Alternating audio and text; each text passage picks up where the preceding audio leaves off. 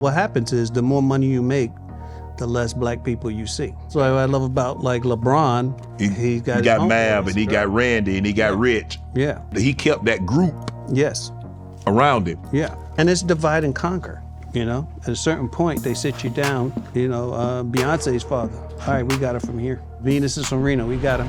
All my life, been grinding all my life. Sacrifice, hustle paid the price. Want a slice, got to roll the dice, that's why. All my life, I've been grinding all my life. Look, all my life, been grinding all my life. Sacrifice, hustle paid the price. Want a slice, got to roll the dice, that's why.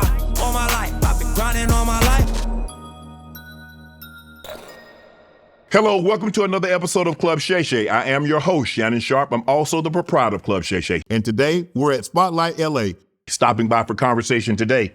He's royalty, a true legend, a living icon, a comedic genius. He's been making us laugh for over 40 years, a pioneer, an innovator, a trailblazer in the film and television industry. He's appeared in 2 films that have been selected for the National Film Registry by the Library of Congress. He's ranked as one of the greatest TV dads of all time. A New York Times best-selling author, a fearless artist, gifted writer, veteran actor, expert executive producer, seasoned stand-up comedian, and a great storyteller. He's mastered the art of creating characters, a member of the royal family, talented Wayans family dynasty that entertained the entertainment empire. They were just inducted into the NAACP Image Award Hall of Fame. Marlon calls him the funniest Wayans. His influence has spanned generations. He changed the industry, kicked down doors, and built a blueprint that's sustainable. A creative visionary, a versatile entertainer, powerhouse performer, Hollywood heavyweight, a game changer.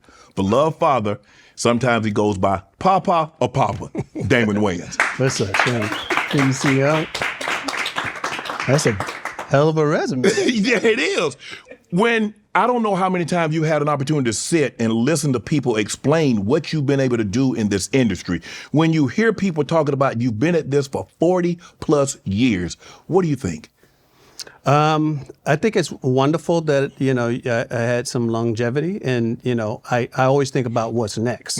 Because if you sit back and think about what you've done, like I can go on social media and I don't have to leave the house. Everybody love me on there, you know, homie the clown for life. But it's like that doesn't like satisfy me. Right. So I'm driven and my whole family is driven, you know, hopefully for greatness. And, you know, it's an honor that people like what I did. You know what? I know you don't drink anymore, but bro, we got to toast you. We celebrate people here on this platform. Well, I don't like toast, clink the glass, okay, but I will salute. Thank you. Salute. Man, how you doing? I'm good. I'm 65 and loving life. 65 and loving life? When you were 10, did you project out here as like, you know what, I'm going to do this, X, Y, and Z? Because I'm interested, because I had Marlon on, and Marlon always had an idea. He's like, man, this is kind of what I want to do. Did you always know you wanted to be in this? No, I had teachers tell me you're going to be either dead or in jail. So that's the guidance counselor telling me that, you know. So like for me, it was just like I, at a young age, started looking to Kenan. Because Kenan just did everything right. He was just like my role model. And I knew if I could do what he's doing, I'll be all right. You know, and my mother used to tell me, you need to be more like Kenan. I get bad grades. I was getting arrested. I was doing all the wrong things. And then in '82, I got caught stealing credit cards, and they released me into Kenan's custody. So I came out to California. Damn. So you have a mom and dad, but they released you to the older brother. I didn't want to go to my dad. I'd rather stay in jail than go to my dad.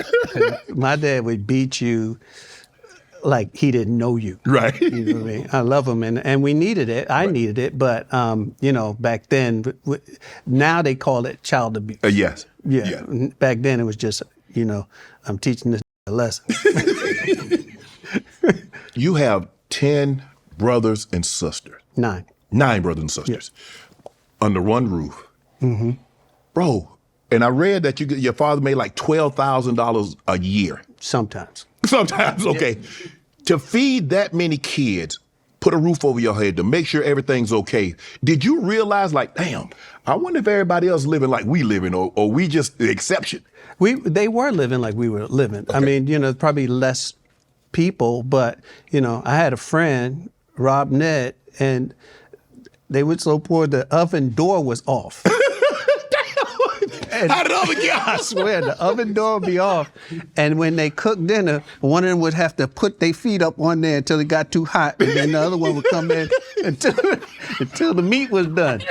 So, I was aware that everybody was going through it. We lived in a project. There wasn't no rich people in the projects.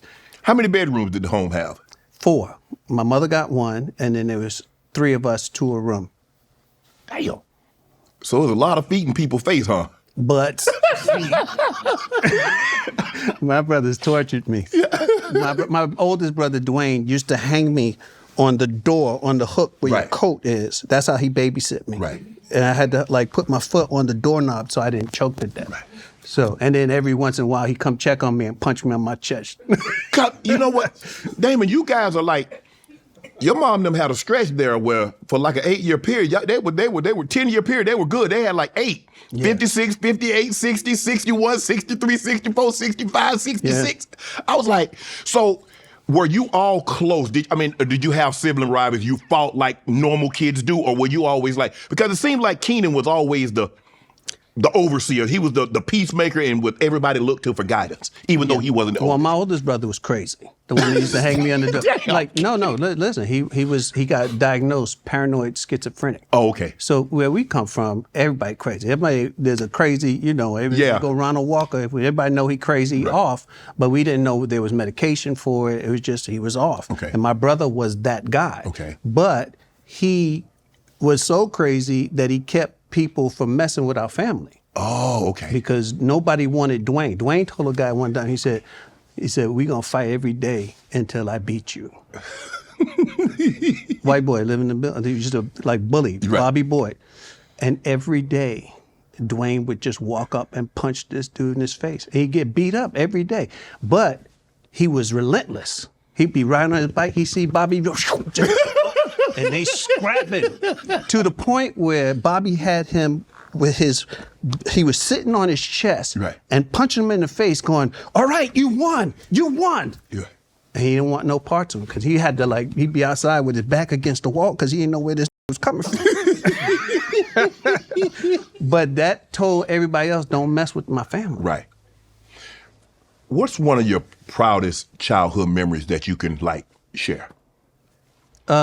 Keenen getting his first gig on, he did the Tonight Show first, and then he did a pilot with Irene Cara, who was like this. She was beautiful. Yeah. She passed, but she's Flashdance, right? Yeah. She no Fame. Yeah. Fame. She was, and we just thought, man, this is great. He dreamed it and then he did it. Okay. And that was one of my favorite childhood moments. Because I wasn't even thinking about doing stand-up back then. You know what? I think you and I are similar in this way. Because my brother, I felt whatever I saw, I felt I can do. So if I saw him do it, I could do it. If I saw him go someplace, I felt I can do it. So that's seemingly how you looked at Keenen. You're like, well, damn, he doing all that. He out in California, he doing this.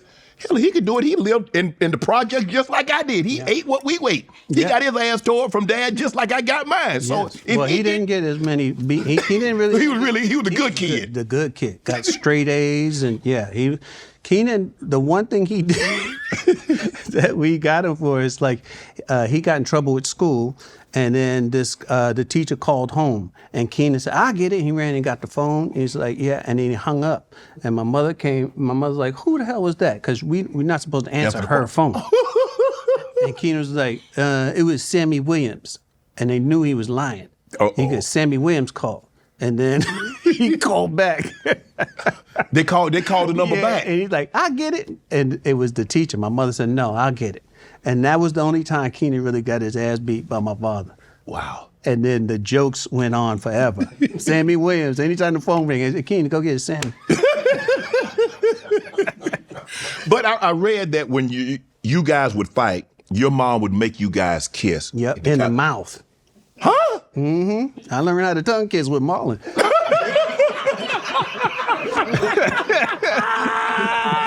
Nah. But like once you kiss your brother in the mouth, you don't want to do that. You want to fight no You don't want to you fight done. no more. Yeah, we'll take this. We'll go outside. We'll find a place to finish this. But like we didn't like kissing each other. But to finish the kissing thing, like to this day, we all kiss. I noticed that. Hello and goodbye. I noticed that. Because you never know what's going to happen when they walk out the door. Even if I get into an argument and we yelling and screaming, all right, nigga, I see you. And we. I wonder, you know what? Because I noticed it when you guys were on Living Color. Right. And I noticed that. I was like, well, you know, they can't do this all the time. Yeah, all the time. And I saw you guys when you were at the NAA, the Image Awards. Mm-hmm. Have you guys always been that close? Yes. Yeah, we are our best friends. Like the funny thing about being a Wayans is we don't, you know, that Kim is very social. She has a lot of friends. Marlon has a lot of friends. Yeah. I would never have guessed that. But Kim has like old school friends. She's not out and about in Hollywood. Yeah. Her friends are from college. She grew up Westland and from the project. You know, so she has still a lot of those friends. Marlon still has, you know, Omar and Mitchell and, you know, all his like childhood friends. And my friends are my brothers. And their friends, you know, I'm cool with Omar. I'm cool because as long as they love him, they vet him for me. As long as they love him, they cool. You cool with him? I'm cool with you. Yeah. But so were you guys? Because it's a lot of you brothers. So you guys kind of ran the neighborhood, huh? They didn't run the neighborhood because we moved into the projects and it was predominantly white, and then it slowly got blacker and blacker and more dangerous. You know. But we were respected. And because of Dwayne, we were kind of protected because nobody wanted to fight this fool every day. Even a bully need a break. Like, I'm tired of it. And then, you know, but my mother would always tell us, listen, if you get into a fight, it's 10 against 1. Wow. So y'all should never lose a fight. And my mother make you go back downstairs. Wow. And fight. So it wasn't no losing. No losing. And my mother would fight for her kids. Damn. Yeah, this woman slapped Kim once in the laundry. My mother went downstairs, hair all over her head, and the lady, she was pregnant. She beat the pregnant? Your mama was pregnant or the lady was pregnant? My mother. My mother was always pregnant. Yeah, I said she had a 10-year stretch. She was on the road. He was on the road, dang. Every childhood memory of her, she got a baby here and a bump here. That didn't stop. My mother chased this woman from the laundromat to her house and then was going to fight her husband. Damn. For her kids. So nobody, you know, she would send a message. You don't mess with my kids. Right. They don't want that crazy pregnant woman. Tell me about this game that you guys used to play, Make Me Laugh or Die. Yeah. Oh, that was a great game. Because that was like commando comedy. Okay. So what happens is we'd be sitting, because we had to be upstairs at 6 o'clock. Okay. Unless you had a full-time job that demanded you to be out later. Right. 6 o'clock. Okay. Not 6:01. 6 o'clock when my dad is going, you know, he gonna put hands on you. So what we would do is we would all sit around in the living room, and then one would get up and have to make everybody laugh in unison. It couldn't be one, like, no. Right. You have to make everybody laugh. And if you didn't, then you had to die. And the die would be something like, go grab daddy's beer and drink it in front of him. Oh! No, nah. And we couldn't wait for you to not to be funny. So we had incentive not, we just sit there and just. Even if it was funny, you weren't laughing. Fart it out. You wouldn't know we were laughing. Yeah. So did anybody actually drink his beer? Oh yeah, you had to do the die or we beat you up. Yeah, there was die, or you know, sometimes it was just like, nah, I ain't doing that, and then you got to take punches. Right. From Dwayne, the one that used to hang. My brother hit you and make this sound. That made it hurt even more. You don't want that. And then I read that you guys have to pass gas in front of your mom. Yeah. Come on, Damon. That's whatever we chose, you had to do. Go sit on my. I ain't playing. Go sit on my lap and fart. I don't want to play. I don't want to play no more. But it made us funny. It helped make us funny. Right. You know what I mean? It's like there's like you can kind of trace why we were like we are still best friends, and 2, why we're funny, because we made each other laugh, and we weren't easy laughers. You know what I mean? Where did that? Was your dad funny? Was your mom funny? Where do you think that came from? My mother. Your mom. My mother was hands down the funniest woman. That's one of my only regrets in life, that I never got my mom on stage. I wanted to have her go on stage. Really? Mm-hmm. And there's this little room in Burbank called the Yoo-Hoo Rooms, like 30 people. Have all of us in there, give my mom the mic, and then tell her, talk about Marlon. And my mother got not only stories, but she got punchlines. She know where all the bodies at. Wow. Yeah. Do you think, had she not had a family, all these kids, because she had to raise a family, do you think that'd be something that she would have been interested in? My mother used to sing at the what's that in Harlem? The Apollo. Really? You know, the Green Sisters. Yeah. Harlem sisters, they beautiful. They won contests. They won, prizes and stuff like that. So her dream was to be a singer. And then, kid after kid after kid. Put that on hold, and then before you know it. Get out!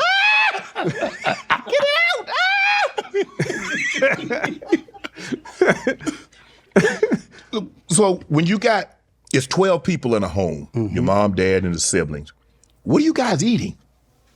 My mother was a miracle worker. She'd feed all of us with $10 a day. 10? 3 meals. We get a bag of knuckles, pig knuckles. We get a box of rice. We get, they used to make this cereal called like puffer wheat. Yeah. But this had no sugar on it. Right. This was just like a big bag. Styrofoam. We used to get that. We'd eat that. If we had sugar, we'd put sugar on it. But that was it. There was nothing special, you know what I mean, about our meals. Did you ever complain like, man, I don't want to eat this? No, because my father didn't play about food. One time I hated peas and I hated lima beans. And whenever I get it, we would try to like spit them out, and my father would make you eat it out the trash. What? I did. One time we would be in there, and what we would do is like sit around the table and we're eating this, and we'd fill up our cheeks, and then we get up and excuse ourselves and go to the bathroom, and we would try to make you choke on them beans before you go. Yeah, my father didn't play with food. It seemed like your father was very, very disciplined, very strict. Do you think he was like that way because he had boys and he knew what was going on, because this is the 60s? And the way it was back then is a lot different than it is now, but some things change and some things remain the same. You think he was the way with you guys because he knew what was going to face, you guys were going to face? Yeah, but it was that, and he didn't really have a dad, so he didn't really know. Okay. And then he read in the Bible that you should spare the rod, spoil the child. Spoil the child, but the rod of discipline ain't always your hand. Yeah, you can have a conversation. Oh yeah. You got the old school, the old guys wasn't like that though. Yeah, they weren't. And then I think we got extra spankings because he would go to work and come home and be unhappy, and and it was just a lot. Right. So I guess at a certain point we were, his little punching bag. And plus, it's always noisy in the house. Yeah. But my mother hit him at the door. So what we had to do, if you got in trouble, you have to sit in front of the door when my dad come in. Uh-oh. And he saw y'all sitting there, he know something was up. Yeah. Yeah. I was so scared of my father, when I heard his keys jingle, I pee on myself. Damn. I ain't lying. That's because I knew and my dad would beat you with stuff. Like the slat from under the bed. Yeah. Just like. Did he ever say? I got a belt. Wait, hold on. Yeah, take my belt. Did he ever say? Did he? David, damn. You take your belt off. Yeah. To keep him from finding something else. Yeah, whatever he get, the thing from the iron cord. Yeah, my dad. Extension cord. Yeah. So I love him today because I knew he was he taught us lessons, and you got 10 kids, so. You're going to be the example. I'm going to beat you so he don't do what you did. Did he ever have a conversation with you guys? Did it ever got older. And you got older? Yeah. You don't understand it till you have your own kids. Right. You know what I mean? Like I have my sons. Right. And then I go, oh, wow. Because my son, we grew up, they was up in Beverly Hills and they would hang out in the hood. Right. Got jumped into gangs. I got a Crip and a Blood living in my house. I didn't even know. I didn't know. But that's like, you have to watch your kids. You know what I mean? It's like you just have to just know that boys are different. Very. And they need you to, hey, you know? But was it a situation, given how you was raised, your dad was very strict, very hands-on, literally, did it make you take a step back and not be that way towards your own kids? I chose the comedic route with my kids. I was like my son, if he messed up in school, he's like, oh, you a clown. Okay. So if you're going to be a clown, you're going to look like one. And I shave all of this out of his head. And he just have the size. Now you go to school and you be a funny clown. So you had a little young homie. That's right. Then they, you know, I would make up, because they went to a private school, Crossroads, where they could dress how they want. No, you're going to put on a suit. You're going to be a well-dressed clown. That's how you want to be. And they go to school and they would have, you know, they think they can get slick and have, you know, some clothes in their locker. I show up at school. Put your suit on, clown. I know the game. Why you ain't dressed up, clown? As a child, what would you say your favorite meal was? Beans, Franks, sauerkraut, mustard rolls, and beans, Franks, sauerkraut, mustard, and rolls. Sauerkraut? Oh, man. When you pour sauerkraut, it's just something different. It's good. So you eating beanie weenies? Yeah, pork and beans with sugar on it. Oh my God, yeah. I mean, your dad worked 3 jobs. He still wasn't making enough. But he dog tired when he get home, David. How he had time to whip ass? Yeah, oh, he found a way. He worked overtime, did Yeah, he had some sauce. He had to look up with drinks. Hold on, you got in trouble for stealing from your dad. I stole 15 cents from my father, and he missed it. And I'm like, I don't ever want Y'all to be that this poor? He missed 15 cents? 15 cents, came downstairs, followed me down the stairs, and like a school bully, threw me against the wall. Where my money? And I'm like, I know, I didn't take no dollars. So I'm just like, what? And I had it separated in my pocket. Right. Because you had to change. And my father searched me. Oh, he pat you down? He stopped and frisk? Took that's my nickel, 1964. That's my nickel. And he beat me right down the stairs like a dude off the street. Damn. And like I said, I don't ever want to be that poor, that I missed 15 cents. But that's with me today. That's part of my motivation. Damn. Did your siblings see it? When y'all got whippings, did they make fun of y'all? All the time. We mock you as soon as you go, yes, daddy, yes! That make it worse. That make it worse. It was worse than the whooping. But how important do you think having your dad in your household, given what you know now, how important do you think that is to have a black man in the household? The greatest gift my father ever gave us was coming home. Damn, that's deep. Because my mother didn't make it easy. He was a dumb MFer and all kind of stuff. Because he did, she wanted stuff in life. Like new underwear, like stuff she couldn't just, little stuff, makeup and get a hair, that couldn't do it. But he came home, humble, Sometimes he had to tell her there ain't no food. What? Mr. Provider, you ain't got no food. And you trying to tell me what to do? Yeah, so, but that was the gift. That's like, you come home. It doesn't feel good, but. So he's working 3 jobs. He has to provide for this family. And when he gets home, your mom doesn't make it easy. And I think Marlon said he could have easily understood if Pop would have checked out. Because it wasn't easy. We used to say, what, hit her or something. Damn. I ain't lying.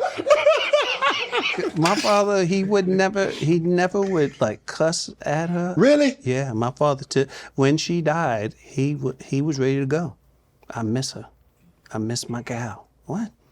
When they used to cut you out, you miss Yeah. every day. You got peace now. You ain't got nobody cursing you. I miss my gal. Damn. He was just ready to go. Check, please. But that's like, he taught us love, like unconditional love. You know, he always saw her as the 16-year-old he fell in love with. Ooh. You know, that's beautiful. You mentioned your mom had sisters and they would sing occasionally at the Apollo. Did your mom sing around the house? Oh, yeah. Yeah. Music was like, you know, that's one thing we always had in the house. And to this day, I listen to music all the time because those are some of the happiest times in our life. You know, when Al Green was on, you know, there was going to be peace in the house. I remember I took my mother and father to see Motown Review on Broadway. Oh, wow. And we were watching the play, and my mother and father sitting together. And my father goes, ah! He just, ah! My mother, nigga, shut up. And he just started sobbing. That's the soundtrack to my life. And I was like, wow, it's powerful. What music, I guess all the memories of, you know, what they went through is just, it's beautiful. But you know, there's always music in the house. What are some of the best things your mom and dad taught you, and what would you want their legacy to be? My dad taught us stick-to-itiveness, and that you have to, whatever you have to do to feed your family, you know, and you do what you can do until you can do what you want to do. Because my dad always had dreams of like being something. Like my dad, listen, he was Amazon before Amazon. I swear to God, my dad, so we lived in the projects. Okay. There was 3 buildings with 20, that was 25 stories tall, 10 families on each floor. So my dad would go to warehouses and get like Afro picks. And then he would put them on, we put them on cardboards, and he'd send us door to door. That's 750 families. Somebody need an Afro pick. And we go door to door, and we have a pitch, you know? Sometimes we get them beads that Serena Williams and them used to wear. Yes. And you're not gonna, who is it? You want to buy some beads? Nigga, what beads? I ain't got no beads. We just hold them up. Beads, you want some beads? Get out of here with them beads. But, you know, you meet people who appreciate it. You get to know everybody in the neighborhood. Some people just give you money just because. Just because. Yeah, and then some people would throw the beads at you. Get your ass out of here, so I ain't got no money. Right. Or just take your bead and close the door. You see him outside, that's them, he got my beads on his head. You were, your family was raised Jehovah Witness, and there are a lot of the Jacksons, Prince, Biggie, Terrence Howard, Ja Rule, Naomi Campbell. What is? Explain to me, because I don't really hold. All I know is that we closed the door in a lot of them faces. Yes. Because when they come right out, I was one of them faces. Yeah. So what do you think your mom and dad was drawn to about this religion? Well, my dad was drawn to it. My mother was not. Okay. My dad just knew it was the truth. Okay. You know, and so the kingdom we pray for, our Father who art in heaven, hallowed be your name. What is the name? It's not God. It's Jehovah. Right. Let your kingdom come. What is that kingdom? Who's the king? Right. Jesus. Right. Let your will be done. What's the will? As it is in heaven on earth. That's the will. Is that we live in unity and be God. So man has plans. God has a purpose. So, you know, I believe that. And you look at, all you got to do is read the news and then read 2 Timothy 3, 1-5. And you see it's what it says, how people will be in these days. Critical times, hard to deal with. Lovers of money, self-assuming, haughty, blasphemous, having a form of godly devotion, proving false to its power. This is where we are today. Right. Are you still a practicing Jehovah? Yes. Yes, and I love it. You know, I think the greatest feeling you'll have is to be at peace with God and peace with man, because that puts you at peace with yourself. Because my prayers aren't, God, forgive me. No, thank you. Thank you for my family. Thank you for this journey. it's nothing but like gratitude, because I ain't living a life that I got to apologize for. There was a time I was wild. Couldn't even pray. Hey, God, never mind. You don't want to hear this.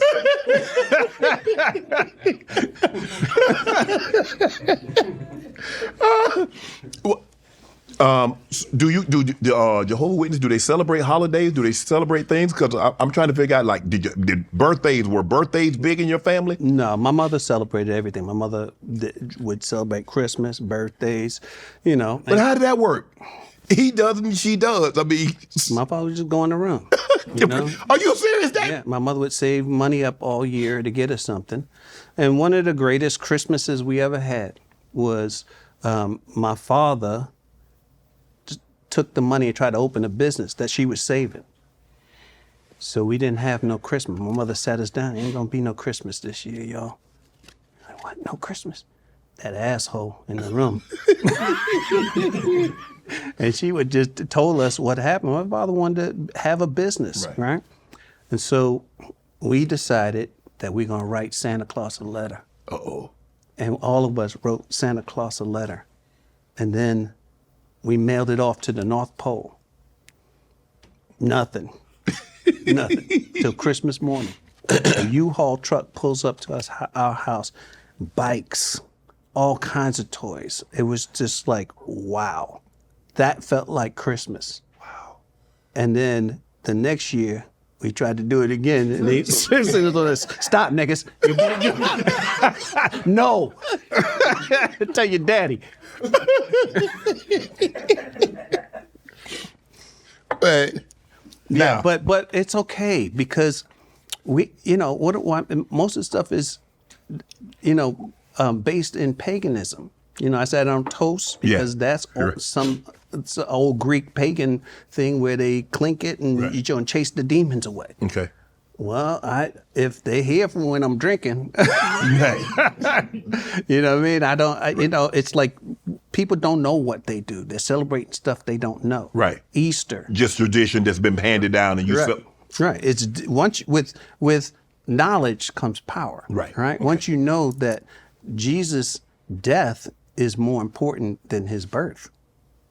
Right. Right. Christmas. That's something that corporate America figured out how to get rid of all the inventory at the end of the year. Let's clean this out. We'll have a sale. Call it Christmas. Right. Because Jesus didn't celebrate his own birthday. Don't you think he would throw a party if it was important? Right. Yeah. Change everything to wine. Everything's wine. True. Right. So it's like once you know, then it makes it easier to go, oh, okay, I get why I don't celebrate this. You mentioned something earlier about a few I never talked about my mother. You didn't? And what because I poke jokes, right? But you asked, what did she give us? Love.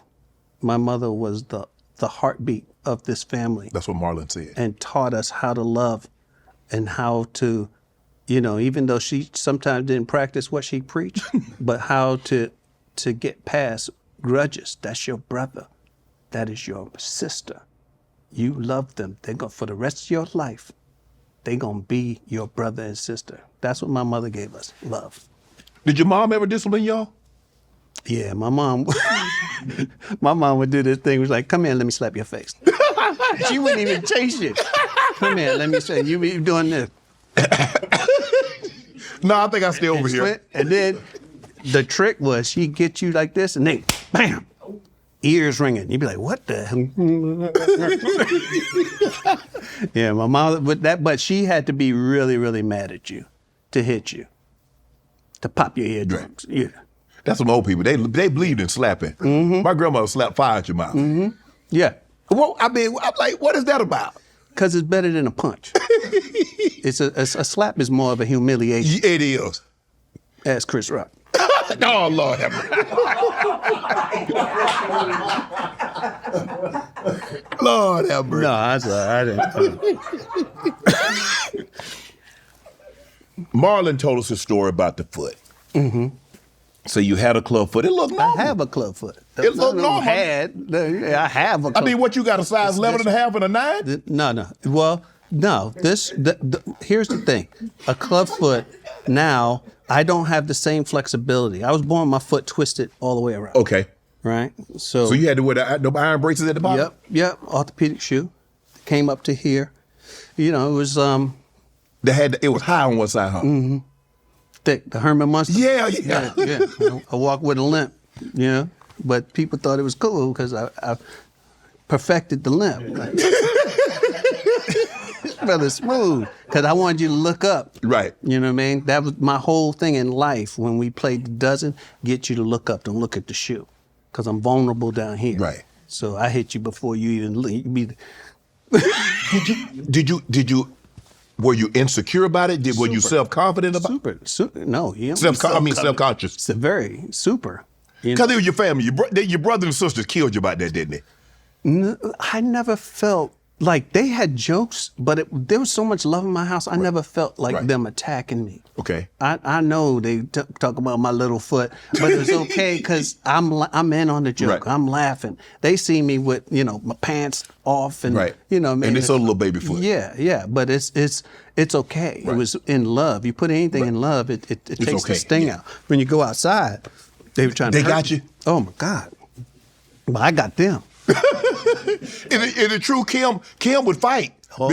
People make fun of your foot all the time. I'm a baby brother. I'm her older brother. But you got little sister. Kick they ass like alley cat fight. Kim is demure and Yeah, she seemed real, and that's what when you told me she was social. She doesn't come off as social. She seems very quiet, very subdued. I'm here for a purpose. I'm gonna talk when people need to talk to me. I'll talk to them, but I'm not. She's shy. She said, she don't. None of my family like the limelight. That Marlon. Marlon loves it. Me, Keenen, Sean. If we don't have to be seen, we rather Kim. We just rather not be seen. Even juniors like that. Right. Like I don't need that. Hold on. The doctors thought you were going to be a little person. We can't use the M word. They thought you was going to be a little person because of the foot. No, they put me in the special ed class. Yeah, because I'm in there with them. And my mother was like, no. It's like, there's nothing wrong with him. But I got to know all the kids and, So they figure any abnormality and deformity that you had, there had to be something wrong with you mentally or emotionally? What? I think it's just because I was black. Oh. And they just like, here, let's True, because I remember those classes. I don't remember seeing a whole lot of white people in those classes. Yeah, and they put me in there with the, back then you call them retarded people, and like I said, I made friends with some of them, until I got with my other friend, then I disowned them. Get out of here, Corky. Get on, man. Crapping my style, man. So I know, Damon, I know when the regular kids saw you going into those classrooms, bro. Oh, they would come by and tease me. They'd be pointing at me and doing that. I'm like, oh man. Did you have home? Did they give you homework? Did you have homework or you? Yeah, easy homework. Fold this paper. That was the homework. Here, fold this paper in half. Ooh, you did good. I was the smartest kid in class. But finally. But you do realize, David, like when you in those classes, you stay in that class the whole day. You don't change classes. No, my mother got me out. It was a quick stay. Okay. Probably for like a week. But yeah,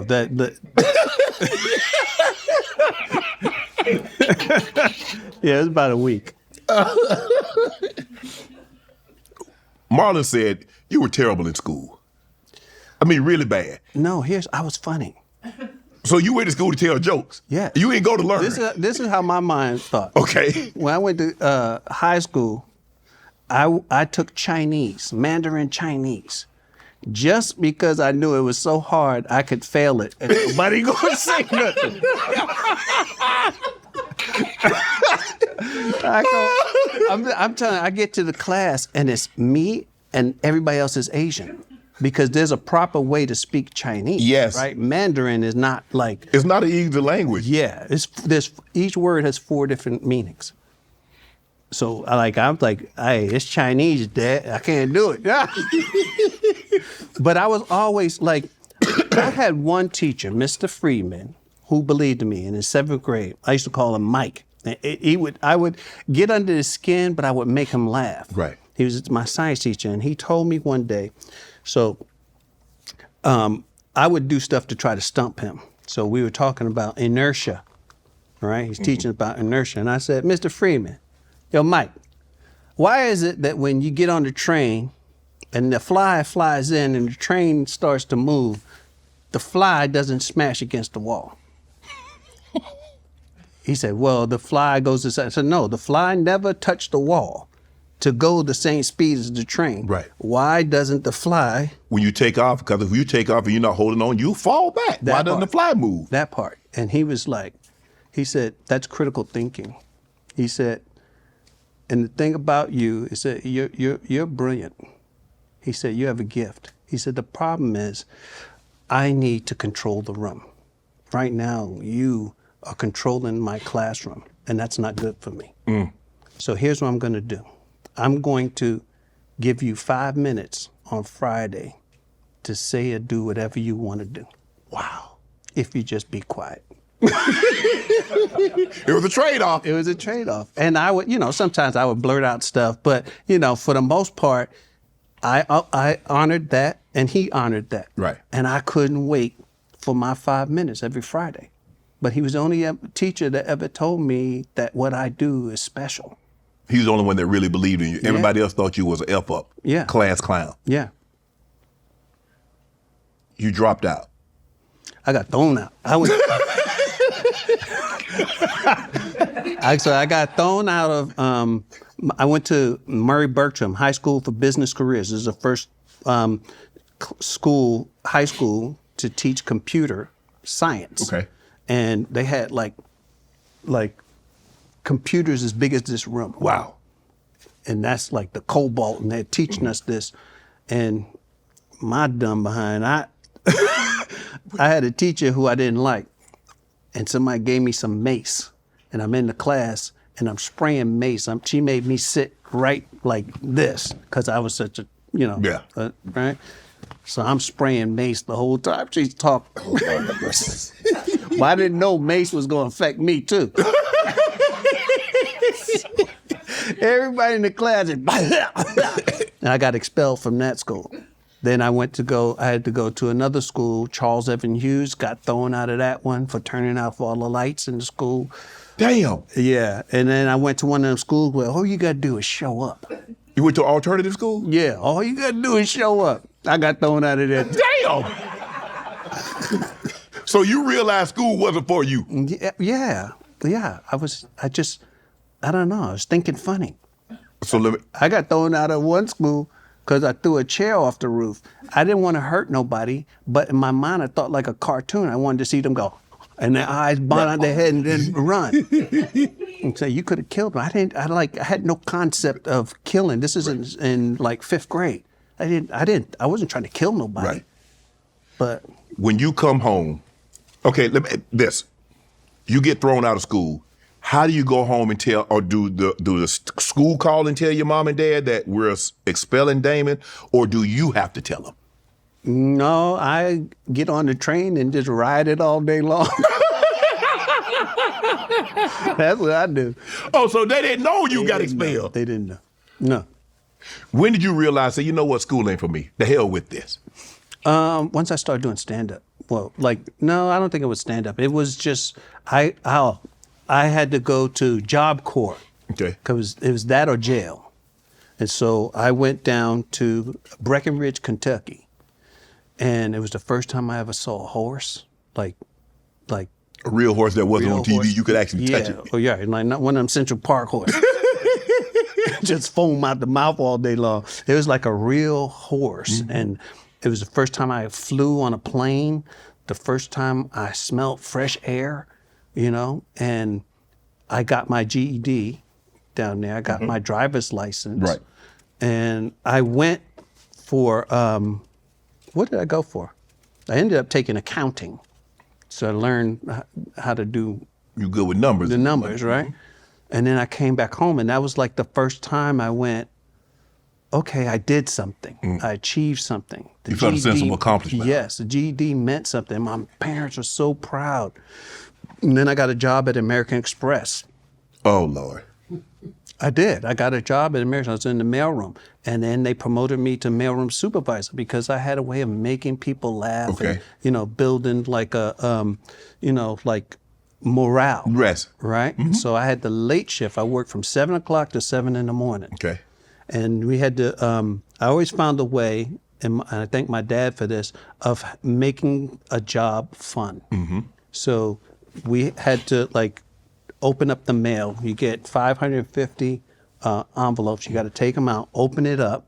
Then you have to decide, is this a change of address? Is this a return of a credit card? Is this, whatever it is, you had So you had to manually do it. Right. And the quota was to do 5 boxes. I used to do 15. Wow. And I'd have my music on, and I'd have my basket here, and I would just go, and because they had a machine that would open it for you, right? But I was that fast, and I remember the controller walked in one day. That was his position, like the manager, and he said, "I've never seen nothing like this." And I would make the other people in the mailroom would say, "Man, slow down. You make us look bad." Yeah, but they made me the supervisor. And then I had everybody giving them 10 boxes a night. Wow. Now stand up. Mm-hmm. How do you go from being at American Express to the stand up? I always admired Keenen. And then so with Keenen, I would go to the improv and watch him perform. And then sometimes I'd get, Keenen, you should try this joke, try this. And he would do it. And then we'd get laughs. And so that was the first time I ever thought, well, I thought about that. He said it and got a laugh. Maybe if I used it for myself. Yeah, maybe I right? And then Robert Townsend one day, I was still working at Smilers in the delicatessen. And Robert Townsend and Keenen were in a little improv group, right? It was like Reggie Van Johnson and Melvin George. There's like 4 people. And they brought me in because Keenen told them Damon could do characters. So I'm just there and I'm just doing all this stuff that me and Keenen would do all the time. Right. And I remember Robert's face like this. And he said, "You got it." And I didn't, I had to go, do the sandwiches tomorrow. So I didn't really think about what he said. Right. And then in 1982, I was so proud. Keenen got his little sitcom, and I was telling my wife, Lisa, I'm like, man, Keenen, she said, you know what? You need to go do stand-up. Otherwise, I'm going to go sleep with Keenen because you make him sound wonderful.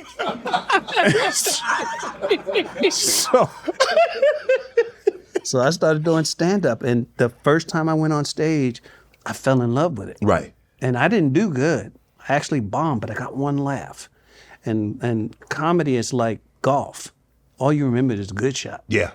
You know what I mean? And that's what everybody says. Everybody say you get, it's not the boo that you remember, it's that one laugh that gets you hooked. And you're like, yeah, this is my calling. Yeah. I knew it.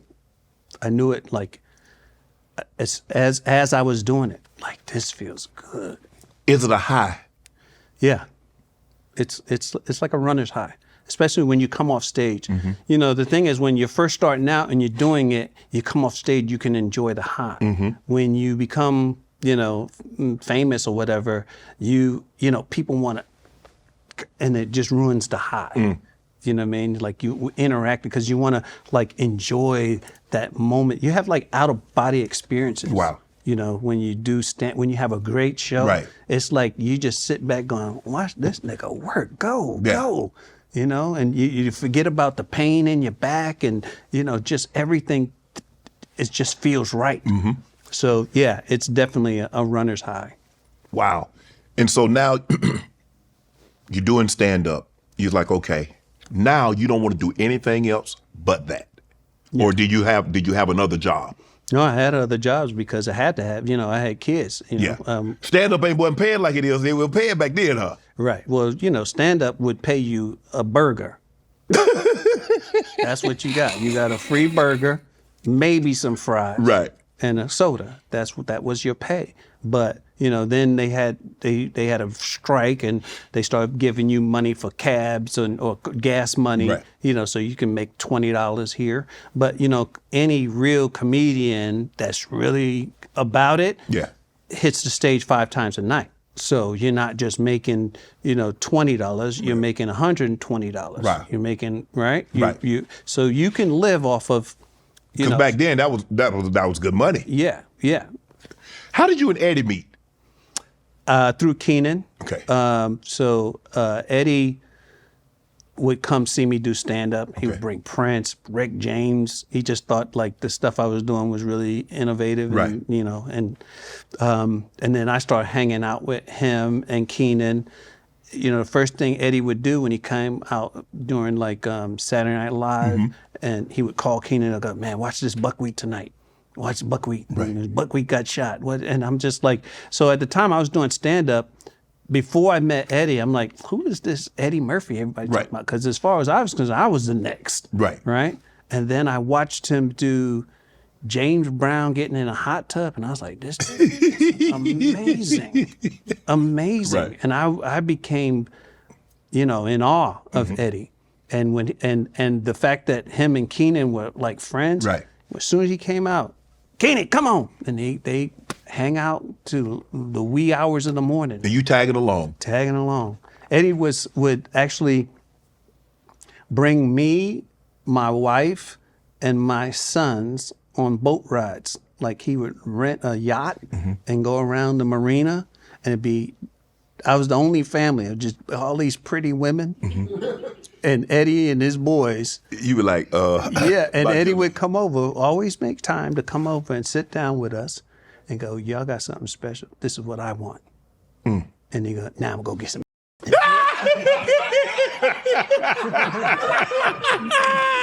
But, that was so wonderful for me and to see that life. Right. You know what I mean? Because I never had it on that level. No. You know what I mean? I was married from, since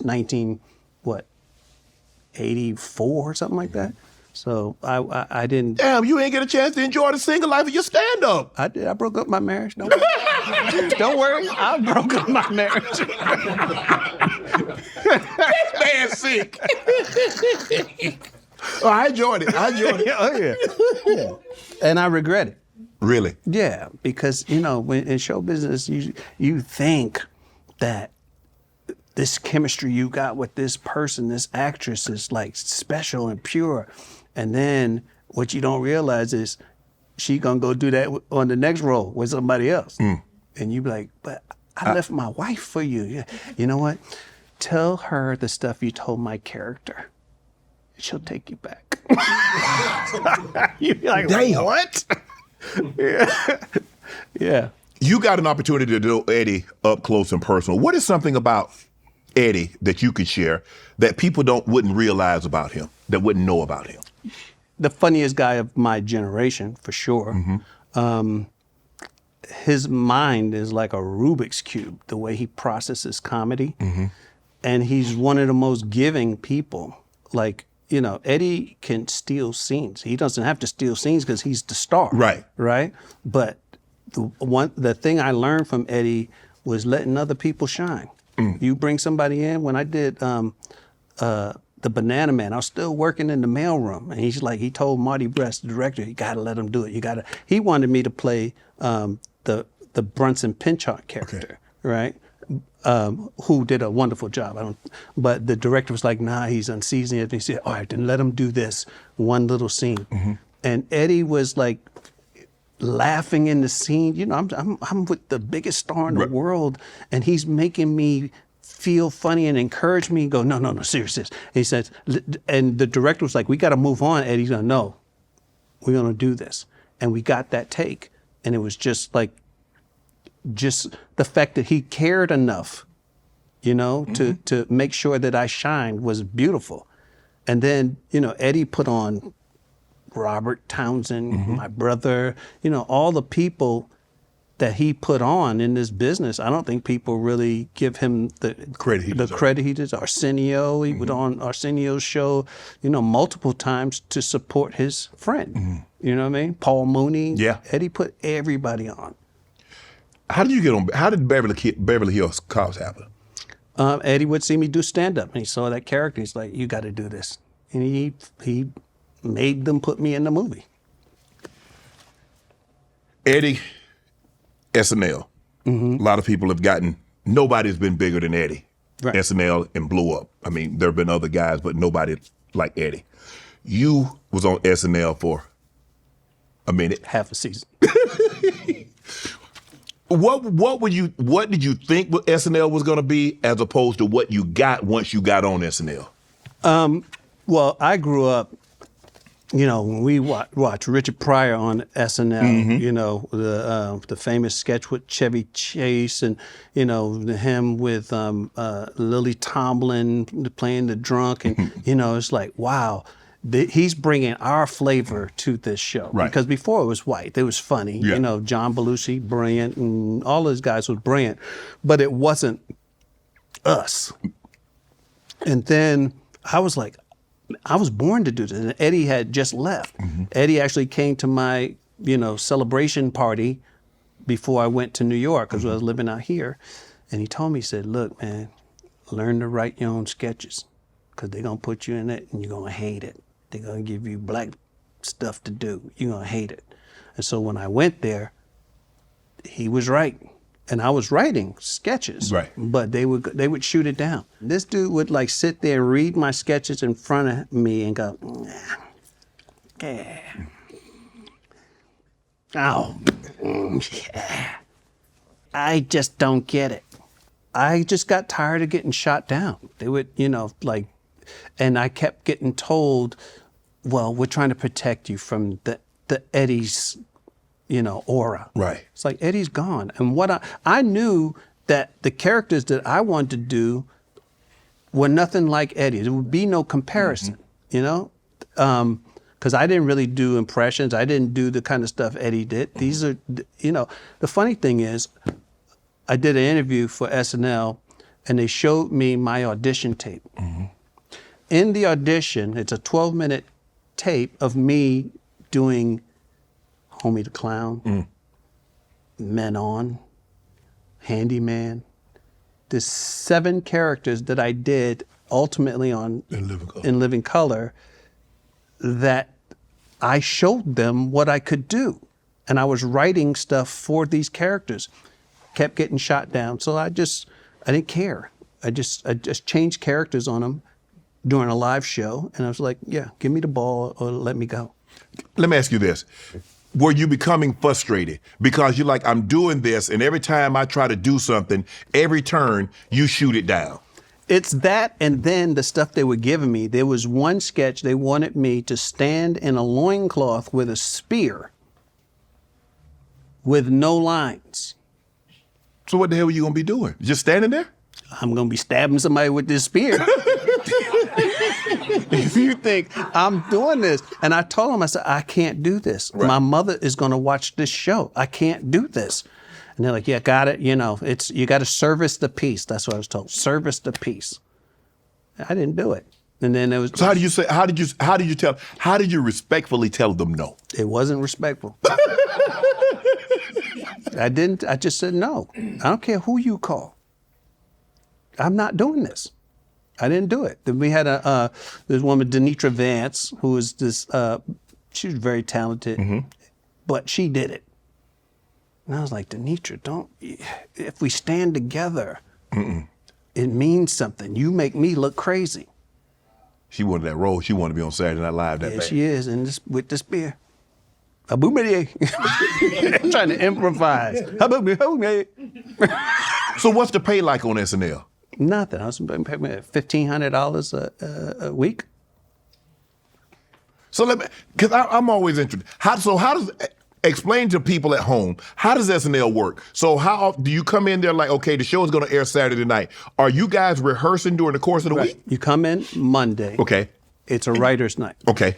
So you come in and you pitch ideas. Okay. Right? And then they say, yeah, go off and write them. So you start writing. Tuesday, you write into Tuesday morning, and then we do the table read with all the collection of sketches you read. Probably that's on a Wednesday. 45 sketches, like on I forget if it was Tuesday or Wednesday. Okay. And then you start rehearsing. Okay. You start picking the sketches, and then you start rehearsing Friday, and then till Saturday. And you're writing sketches kind of like what's funny in today's, what's funny today, because I remember I saw that when I had the Katt Williams, they ended up doing a spoof of Katt. So you guys are writing things or try to like what's happening in the real world and make them funny. I was writing character-driven stuff. I wasn't writing because here's the problem when you do kind of social, political stuff. Yeah. There are no good Nixon jokes. Right. Right? It's dated. You date yourself because events happen and then something else happens. Right. And then people forget, oh, what was that? Right. So when you do characters, cheeseburger is always going to be funny. He can have a real James Brown, all the stuff Eddie did, pump you up. There's a bunch of catchphrases that are in the, the zygote because of, character-driven comedy. That's what people relate to. Right. Let me ask you this. You say you lasted half a season, but you were fired after one season. I did. I got fired after in the middle of the season. Are you the only one that's ever happened to? Has anybody that you know of? I got fired live. I didn't even make the good nights. Damn. They didn't let the curtain come down? I didn't say good night. He said, get the hell out of here. Who told you that? Lauren Michaels. He was red in the face. John Belushi never did this to me. You ad-libbed, didn't you? I did more than that. I said, get me out of here. Everything I did was to go. But see, God has plans. Right. Right? So In Living Color was my vindication. Did you know, hold on, you said you did everything you could to get fired. Did you know Keenen was in the process of doing it? No, because this was in 86 and Living Color wasn't until 1990. Yeah. Right? So I was so angry when I was there. I was walking around, I had these shades on, like black, like I guess they're Ray-Bans. And they go, why are you wearing glasses? It's too white in here. It hurts my eyes. Damn. What you thought they were? I didn't want, well, you get shot down. The thing is, now, I was young. Right. I didn't know. I didn't understand producing a show. You was militant, huh? Very, because I felt like, they were trying to Garrett Morris me. Okay. And Garrett Morris is a wonderful man. I love him. But back then, they used him like a prop. Right. You know what I mean? And I that's not why I did stand-up. I'm ready, guys. I'm locked and loaded. You've seen the tape. You know what I can do. But it wasn't meant to be. Right. What did Keenen say when you told him, man, I ain't gonna be on SNL no more, bro? Good. Good. If they're not going to let you do what you do, right, then it doesn't make no sense to be there. Something else will happen. And the great thing about doing stand-up is, after I did Saturday Night Live, I could get booked in comedy clubs and make good money because I'm, featuring the guy who got fired from Saturday Night Live. Right. I can use that. Right. Right. And so I was making, stand-up allows you back then $10,000 a weekend. Damn. That's good money. Hell yeah, it's good money. What you mean? Good money is. Right. More than I was making on SNL. Right. So it's like, yeah, okay. So I started doing stand-up. And it's been a very lucrative, but fulfilling. It's always good to know that you don't have to do something. Wow. Because I can make money. I can feed my family. Right. My dad ringing in my ear. As long as I can feed my family, you can't touch me. Do you feel it was a situation because you came on so soon after Eddie left, and many people believe Eddie had gotten too big for SNL and they didn't want to run that same risk with you? That might have been some of it, But I mean, whatever it was, don't hire me if you don't want me. Right. You know what I mean? Don't hire me if you're not going to let me shine. Because I can do what Eddie did. Do you know how many people watched the show when Eddie was doing it? Yes. Why don't you want them?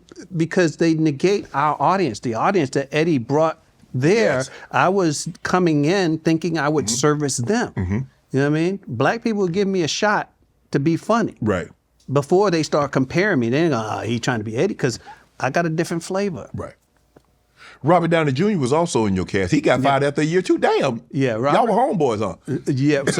So Robert Downey and Michael Anthony Hall, we called them the kids, and they were the ones that thought I was funny. So we would connect, and they knew that it wasn't funny. What we were doing so we had all these like inside jokes about that sketch is not going to work, and they knew how bad it was. So yeah, we became good friends. I love Robert. Yeah. Tracy Morgan said he felt culturally isolated on SNL, called it the whitest show in America. It is. It is. Because, I mean, I love Lorne Michaels. To do anything for 50 years. That's a long time. You deserve your flowers, But when you go up and look at the people who run the show, the writer's room, it's all white, and it's not like, it's not like... It's not diverse like the people in... Right. It's not, Neil Brennan is funny. The guy who wrote with Chappelle, he's funny. But you got all these guys that come out of Harvard who write for like magazine. Right. Magazine funny ain't funny. Yeah. They would do sketches like Tornadoville. Yeah. So you go to this town where there's a tornado and people walk around with hangers in their head. All right, but I'm like, well, who are the people and what's the character with the hanger in his head? What does he do? What's funny about him? Right. They didn't want to hear that. Right. Have you talked to Tracy? I know he had an incident a couple of last week on the sideline. He had food poisoning, and he at the Knicks game. I don't want to talk to him with a sick stomach. Get away. I can give him some Pepto-Bismol. I love Tracy. Yeah. I met Tracy in New York in a club in the middle of the winter, and I remember this because he didn't have no shirt on, and he was sweating. I'm like, it is 4 degrees outside. Where'd you go? I'm gonna get these girls pregnant. I'm here to get somebody pregnant. And he had a little big belly. I'm like, you look pregnant. Chris Rock. Damn, everybody getting fired from SNL. Chris Rock. Yeah. And then he tried out for In Living Color. Yeah. I think Martin also tried out for In Living Color. Probably, but we were gone. You go there. Yeah, we weren't there. When Keenen pitches In Living Color to you, what are you thinking? And you like, this is it. This is our chance. This is my chance to show my comedic genius. I'm whatever Keenen want to do. You know what I mean? We did, before we did In Living Color, he had done I'ma Get You Sucker. Yes. So, and then we had done the Robert Townsend Partner in Crimes. He had written, sketches for that. And, the funny thing is Keenen asked Robert if he could direct some sketches. And Robert's like, nah, man, you too lazy. All you want to do is chase girls. And he said, you got to be disciplined to do this. And Keenen was hurt. Right. He's like, what? Bro, we done hung out. We were chasing girls together, bro, and now you. Right. And so Keenen locked himself in his room for 2 weeks and wrote I'ma Get You Sucker.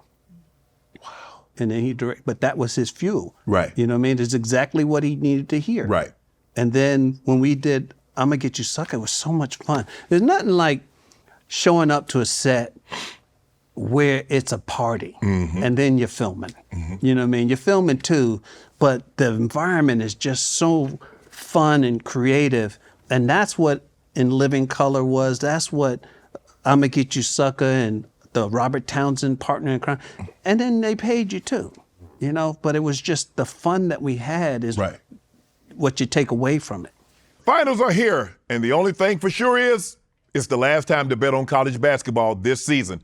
It's been an amazing ride to get here, full of unexpected happenings. Maybe there'll be more. Get in on the action, expected and unexpected, with DraftKings Sportsbook. With live betting, exclusive content, promos, and parlays, DraftKings, the ultimate college basketball destination for March. Ready to make your first bet? Check out the matchups and pick a team to win. It's that simple. First time, here's something special just for you. New DraftKings customers bet $5 to get $150 in bonus bets instantly.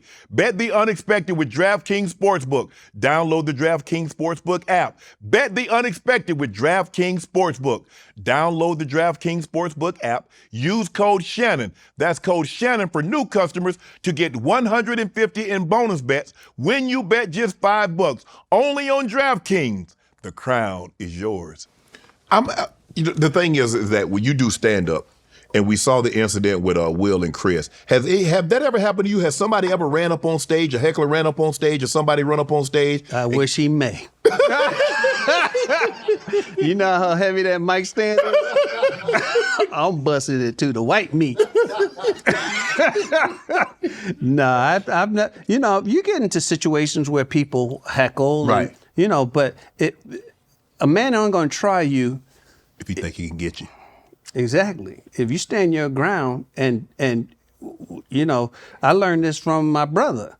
It's like not everybody. A lot of people talk, but I'm gonna hit you first. If I feel threatened, tension, you got to get off. Chop right in the throat. You ever been chopped in your throat? I wish you would try to fight after somebody goes, pop. Right. It's quick. I don't want to fight. Right. I'm 65 years old. Yeah, I ain't got. But I will ain't got that kind of win. So. Yeah. I ain't rustling. You ain't gonna build your rep off me. But you were in Bamboozle with Jada. Yeah, love Jada. Yeah. We had a great time. Spike Lee was so generous and just like this awesome. It was an awesome experience because this is the first time he actually used 10 cameras at one time, and Spike would go, "All right, Damon, when you come in, you all I need you to do is not put your hand down because there's a camera here." So that's the kind of direction he would give me. But because he believed in what I was doing in the rehearsal, and so it was really about, wow, we were doing like 200 setups in a day. That's like ridiculous. Yes. You know, but he was like really brilliant with that. And Jada, we had so much fun on that and just taking chances. And, you know, what happens is show business changes you. Really? Yeah, because, you know, you, and I'm not speaking on Jada, I'm talking about in general. Only God should be famous. And you see how he do it? He stay invisible because he know people stupid. You know, because it's a psychological, this guys are all messed up and they out there partying and it's never enough. Because it's not what, you don't deserve this. You don't deserve to have a threesome. Go back to the ghetto where you came from. Get you one. Get, and then you deserve it. Ain't never happened. And the thing is, when you look yourself in the mirror, you know you got to put on these airs and pretend that you deserve it because you don't. Wow. I'm looking at some of the people that was on In Living Color. You became even bigger. David Allen Greer, Jamie Foxx, Jim Carrey. And I had Marlon, and Marlon said... J-Lo. That what you call it? J-Lo. J-Lo. Yeah. And he said he knew. Did you know Jim Carrey was going to be that? Yeah, I'm the one that brought Jim to Keenen. So me and Jim used to be in the comedy clubs. Jim Carrey is a master impressionist. Yes. Like he does like Sean Penn. Yeah. Like weird, like Michael Landon. Like he would get standing ovations in a comedy club doing a 20-minute set. Now, any comedian will tell you that's damn near impossible. There's few and far between that can do that. That's how good he was.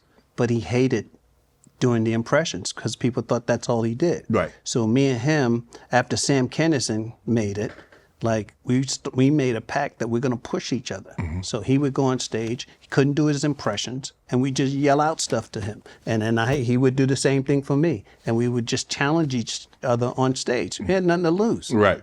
You know? But Jim, I truly knew he was special. And it didn't take Keenen long to go, he's the guy. Because they saw every white boy in Hollywood for that role. Right. And when he came in with Fire March. Yeah, he did that on stage at the Comedy Store. He was messing around with a match on stage. Let me tell you something. But the one thing he's given your family and Keenen and yourself your flowers. He says, when Hollywood turned their back on me and didn't believe in me, this black family did. And they gave me a platform. He's our Eminem. Y'all did for him what Dr. Dre did for them, huh? Yeah, but listen, when I see Jim, it's all love. It's like, that's how you know your family. It's like when you see your old teammates, you just pick up like it was yesterday. You don't see them, man, why you ain't call? There's none of that. It's just like instant connection. Right. And we just talking about, anything without resentment, it's just love. David Allen Greer, Tommy, Tommy, I forgot about Tommy. Yeah. It's all love. Jamie, and because we fought a fine fight, and we won. How did the hell did Keenen convince Fox? Well, it's not so convinced now because they kind of go against the grain over there. But how did he convince them at that time to put in living color what you guys were doing on the air? Well, the funny thing is they came to him after they saw "I'ma Get You Sucker." The reaction, they were like, what the hell? Like, people would get up and run out the theater. You know how we laugh. Teeth falling out. Yeah. And they didn't understand it. Right. And they wanted to meet with him immediately. And they was like, look. And so Keenen took this meeting thinking that they wanted to do a film deal with a movie, yeah. Right. So he's in there and they're telling him about, how great it is. And we want that kind of edge. And they say, we got a network. We're going to do a new network coming up. And Keenen was like, okay, the meeting is over. And he went to walk out the door and he goes, wait. You can do anything you want to do. Anything? That part. And that's actually a lyric in the Living Color song. You can do what you want to do. The thing is, we did do anything we want. And then, so we were a mid-season replacement, right? Supposed to come out in February or something. Right. And they got it. They were so scared of it that they went to the JDL, they went to the NAACP, Push, everybody to try to get them to sign off. And they would like, give us money, we'll sign off for it. And then, it's like they didn't know what to do. So we missed that window. We missed the fall season because they still didn't want to know what to do. And then Barry Diller just went, you know what, put it on. Let's see. If people are having this kind of reaction to it, let's put it on. That's what we wanted. And then the rest is history. Wow. Ooh. So now you go from, did you feel vindication going from SNL to Living Color? Because everything that you did on In Living Color, you had tried to do on SNL, and they said, nah, it ain't gonna go. And now you're getting rave reviews. Everybody's talking about Home of the Clown. They still talk about Home of the Clown. Home of the Clown's on T-shirt. Hilarious. No, I ain't getting no money for that. Thank you for telling me. You should have copyrighted Homie. Well, the thing is, it's all good. It's it's love, and everybody got to eat. It's okay. Vindication, no. I think validation.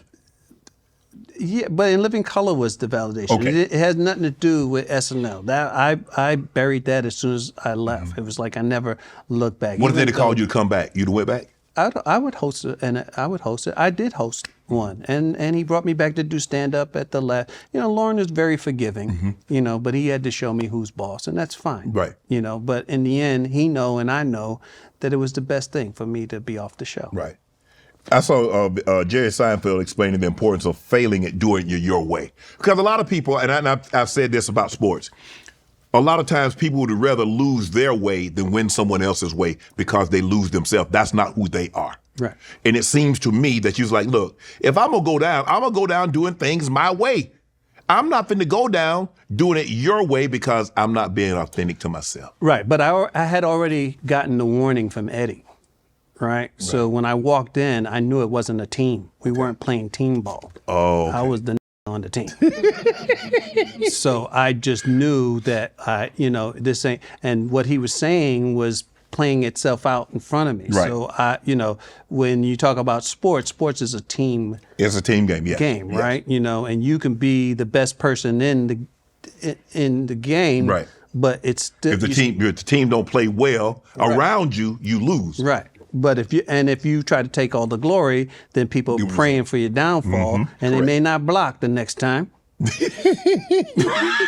True. Right. True. Yes. So you have to, these are your brothers that you are out there trying to, compete in this war. Football's a war. Basketball's a war. Right. I read that some celebrities would get upset with you when you would make fun of them or use them in your sketches. Mm-hmm. Did they ever approach you? I saw Mike Tyson, Whitney Houston, MC Hammer. Did they ever come to you and say, bro, come on now? That's enough. Mike Tyson rolled up on me in a jewelry store. You talking about scared? I wanted to show him my foot. I got club foot, Mike. No, please, Mike. But it was like he was playing, but he's so strong. Right. He grabbed me and he bit me on my neck. So that was the thing. That was a sign of thing to come. Evander. And I still remember his high. I could feel his hot. I was like, ooh. And but he was playing. Right. Right. But Mike, here's the interesting thing. Mike Tyson loves my family, and it's not because of me. He was at some event with my mother.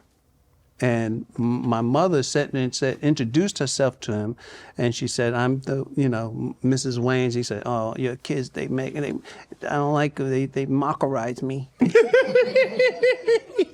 They're always making jokes." And my mother said, "Oh, shut up. If they didn't love you, they wouldn't do you." Wow. And Mike Tyson was like, "I fell in love with your family right there. Just if anything ever happened with you and your family, I'm gonna eat through people." But he I guess it felt like a mother to him. Right. He said, "I could have knocked your mom out." But she reprimanded me. It was like beautiful. Because he did want to beat Keenen up. And Eddie was trying to instigate it. He was going to kick his door down and beat him up. What did Keenen do? Mimic? Prayed. What do you do when Mike Tyson want to beat you up? Pray. The Super Bowl.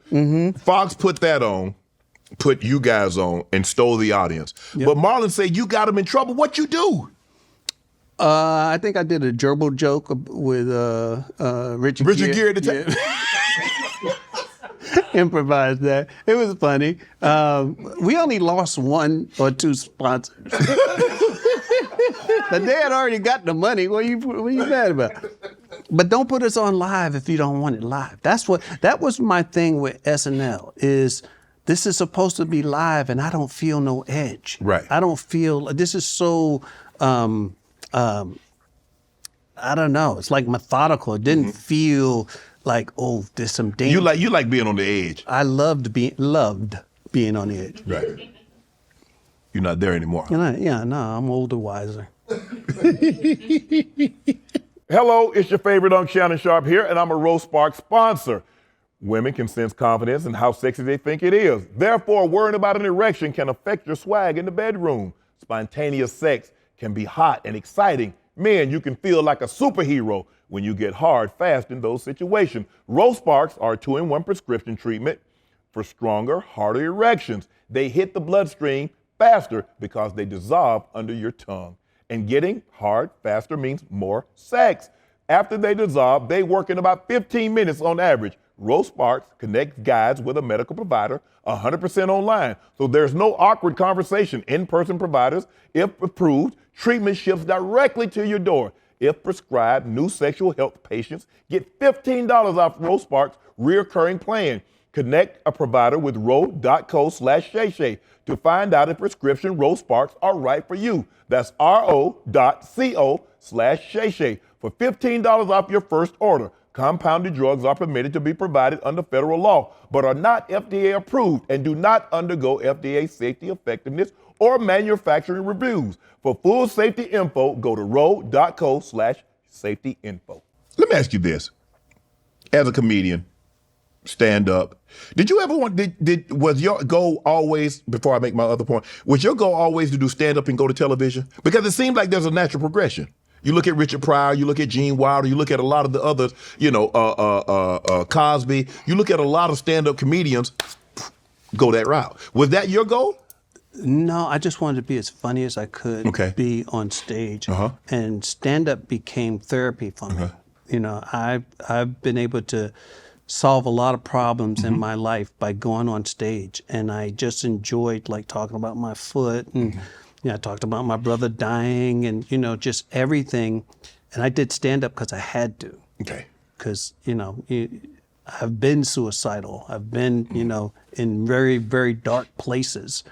But, when you go on stage and you talk about it and people laugh, you go, oh, it's not that bad. What else is messed up in my life? Is that what a comedian job is to take real life events and make them funny?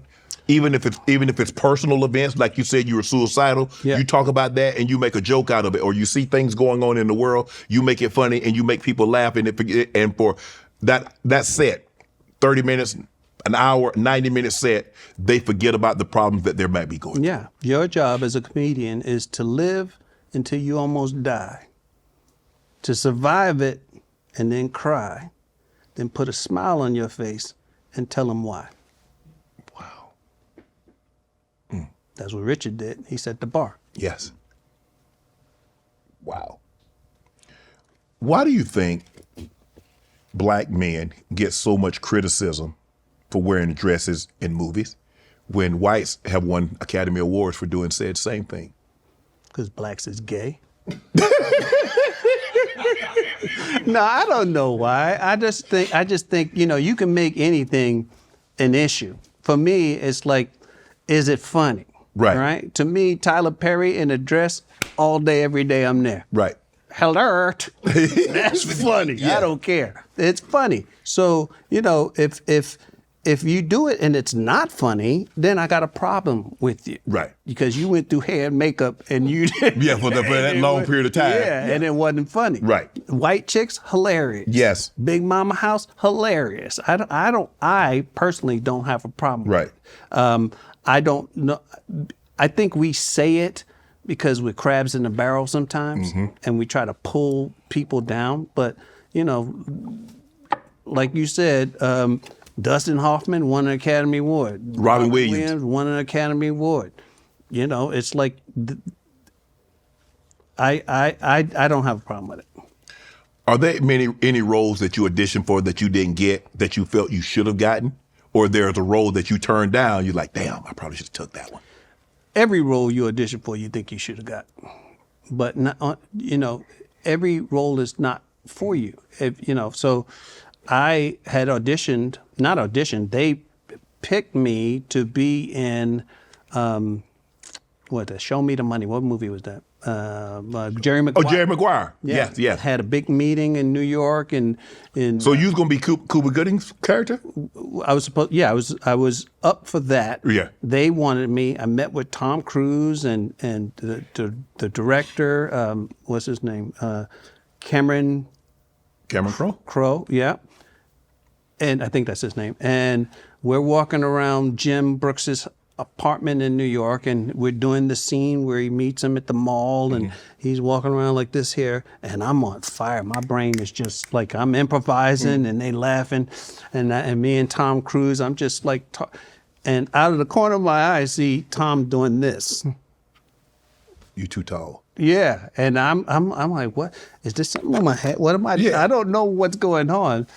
And then afterwards, I didn't get it. And Cameron wrote me this beautiful 5-page letter and it's explaining to me like how talented he thinks I am and how great and wonderful and, but, it was out of his control and it's fine. Right. Because Cooper laid it out. Do I think I would have gotten an Oscar? I don't know. Right. But I don't even think for 1 minute about another man's success. I'm happy for him. Right. It's another brother. Chalk it up. Right. Another one. Did something good. But you were supposed to be like Batman Forever also, right? No, that was Marlon. Not Marlon? Richard Pryor, Bob. When is that? Because we keep talking about it, and if I'm not mistaken, I think Mike Epps was like we're close to doing it, and then something happened. Right.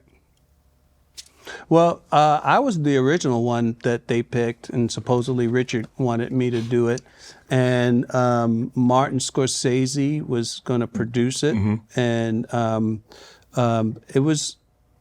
You know, we met about it. They loved it, and just felt I could really.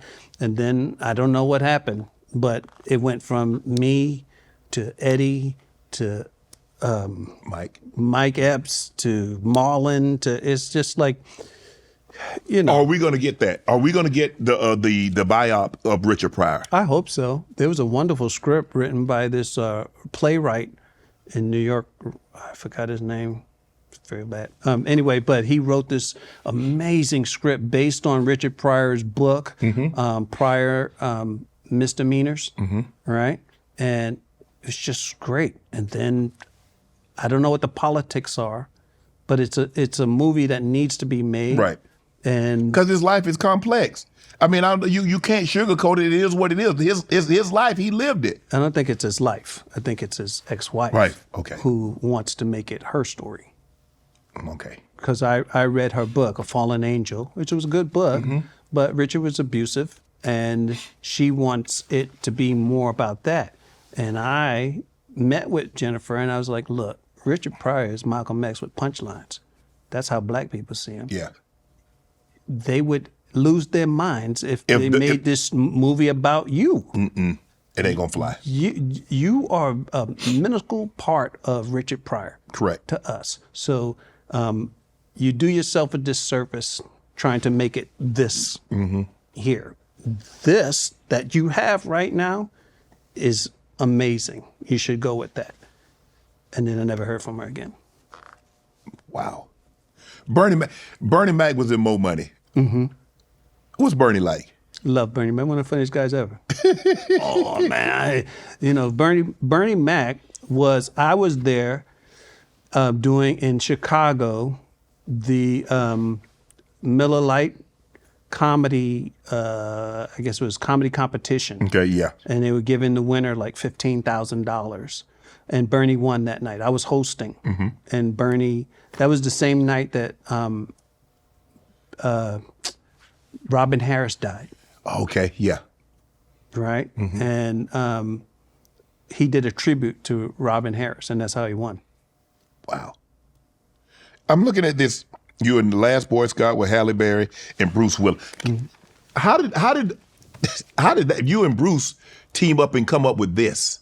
Oh, he didn't team up. I got a call that they wanted to meet me in New York. Okay.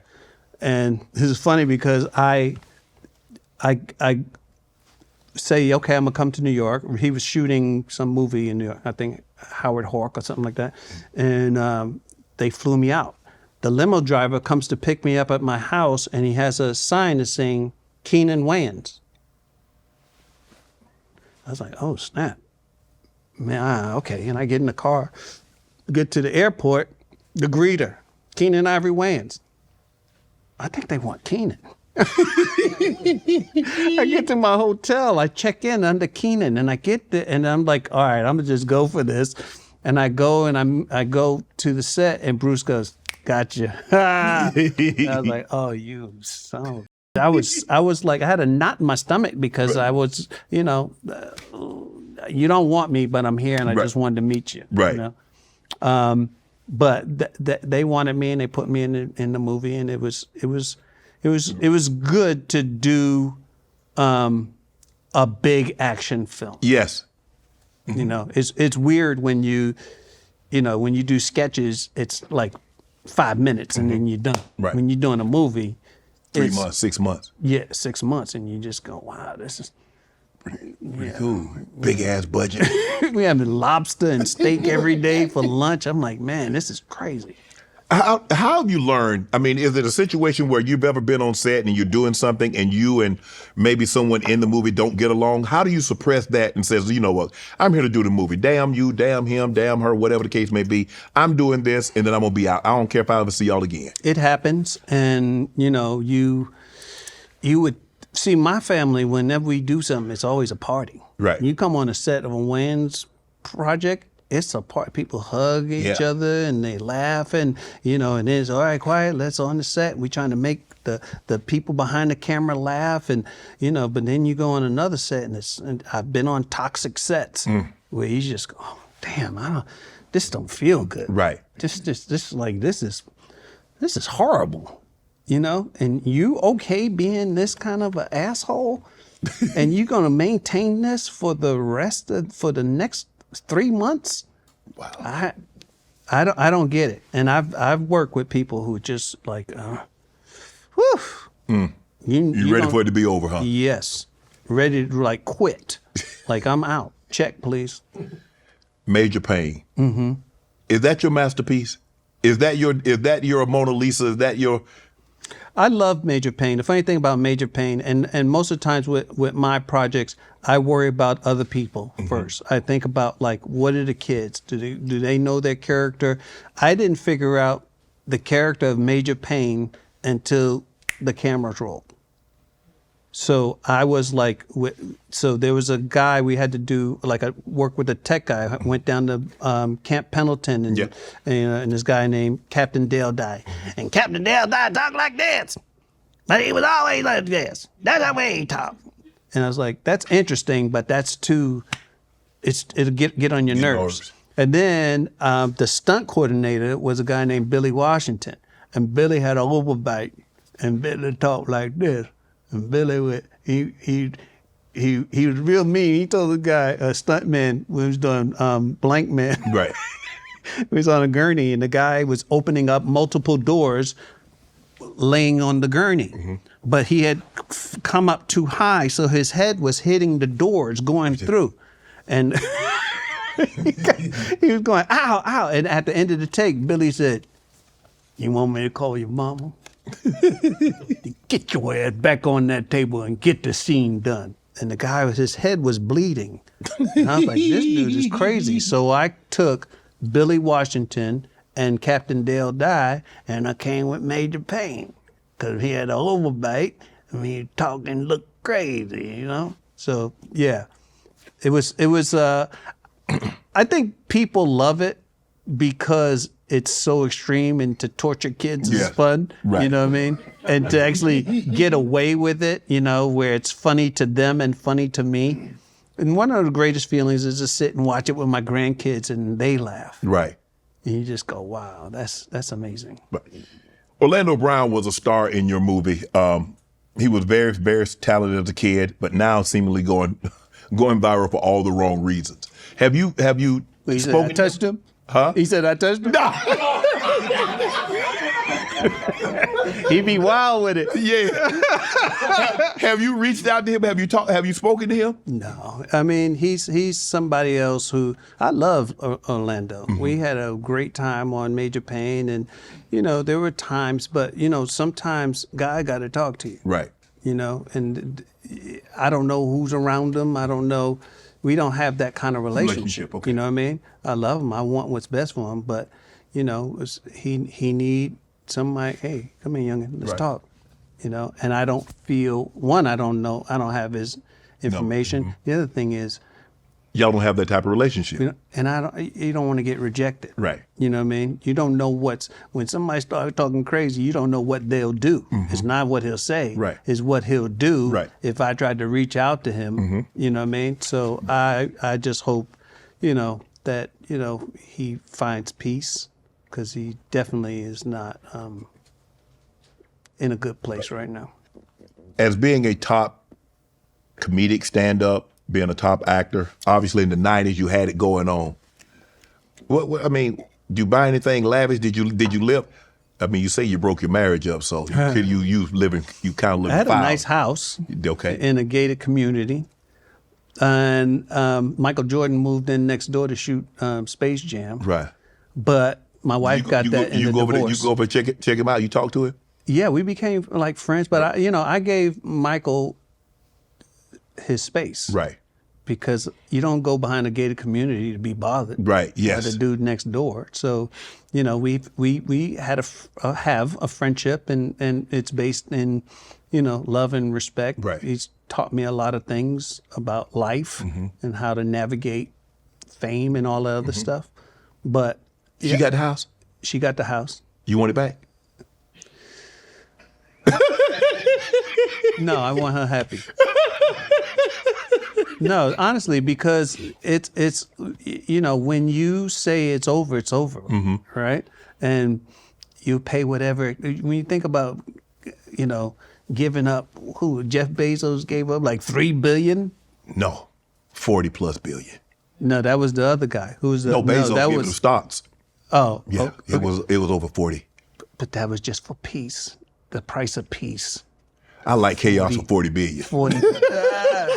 But he gonna go make. Yeah, but he got 230 now, so he good. Right, Yeah, but that as a woman, you got to say, someone would give me $40 billion to get out of their life. Damn.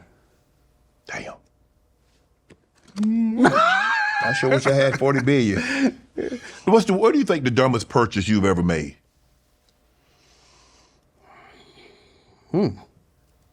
Drugs. Back in the day. Dumb. But I've never really been an addict. I was just stupid. Hardcore stuff? Coke. I've done pretty much everything. But I always liked getting up and going to work. So I never could get addicted. I didn't have time to get addicted to anything. But now it's just like you go, well, I'm glad I experienced it and I'm done. I came out on the other side. I don't need nothing. Nothing. Did it interfere with any time that was the drugs ever a hindrance for anything that you were doing at the time? No, I was doing the drugs to do the things I wanted to do. Yeah, but if it's like, it's I feel bad for people today because it's so dangerous. The drugs they're doing could kill you. Yeah, if you told me this could kill you, I wouldn't do it. Right. Because you don't know what you get. Now they lacing it with everything and What have you learned about money? Money you see is money you spend. And people always want to spend your money when they see you. True. And the thing is, for me, money is a tool, right? And I'm grateful to have some tools, and to be able to help people when I can. Yes. But right now, I don't need nothing. I have everything I want in life. And really that's my peace with God and peace with man. Right. And then, I got my music. I'm a vinyl freak. I love vinyl music. So you got a bunch of old 45s, huh? No, the albums. I don't have 45s. Yeah, I have the albums. I have some 45s, but for disco, I used to DJ. I've always DJ'd. Okay. And I've always had two turntables my whole life. Right. Since I was like 13 years old. You said money is a what did you use? Tool. Because people look at money as different ways. Me, I look at money. It's not so much money. I like freedom. Freedom is what money provides. So and I think there are different things. I mean, because if I could have freedom and still be what I am, still not have to worry about anything, because that's what you want to get to a place. Like we were just talking about the 40 billion. See, you get 40 billion, you can say F you. I don't care. I don't want to do nothing. Well, I don't like you. Well, I've been wanting to say this for the longest time. Yeah, but you got, we live in a etch-a-sketch society where you're no longer free.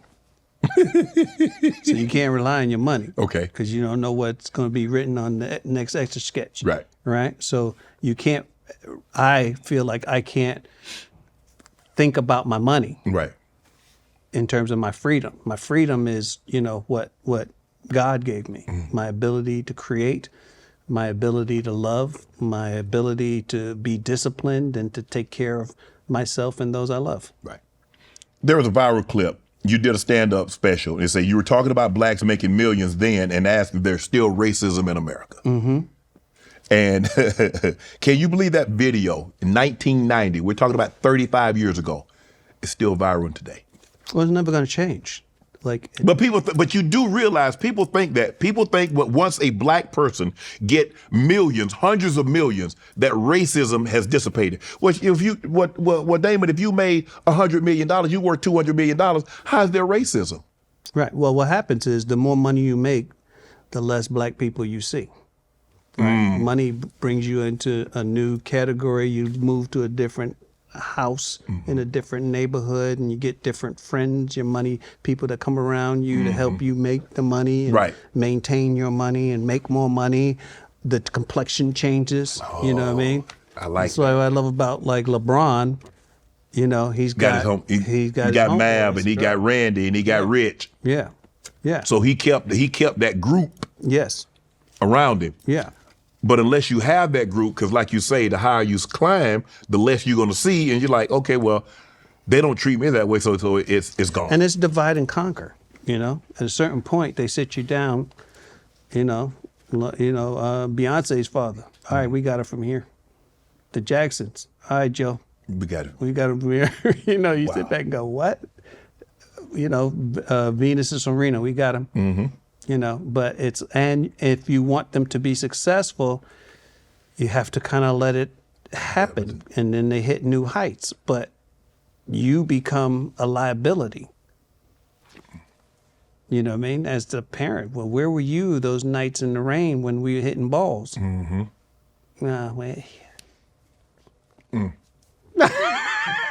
Yeah.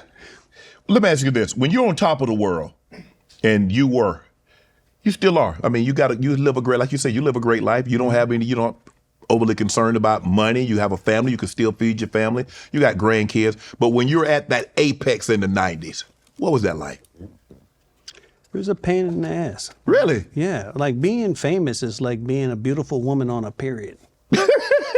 Okay, you'd explain. Nobody know the cramps and stuff that you feel. Yeah, they see the external beauty and they think you should be happy, and it's like,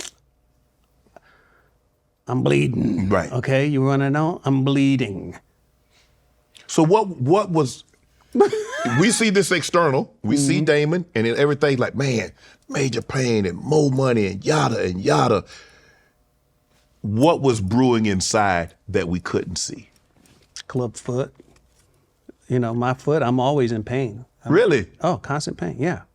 It's like a throbbing pain, but you get used to it. They can't do anything for it? They can't give you like medication or shoot it up or something? No, I don't want medication. It's a reminder to be grateful. This foot took me a long way. If I didn't have this pain, I wouldn't have this edge. I wouldn't have my perspective on life. I wouldn't have that fire on my tongue, right? So I'm grateful, but people can't see that. Right.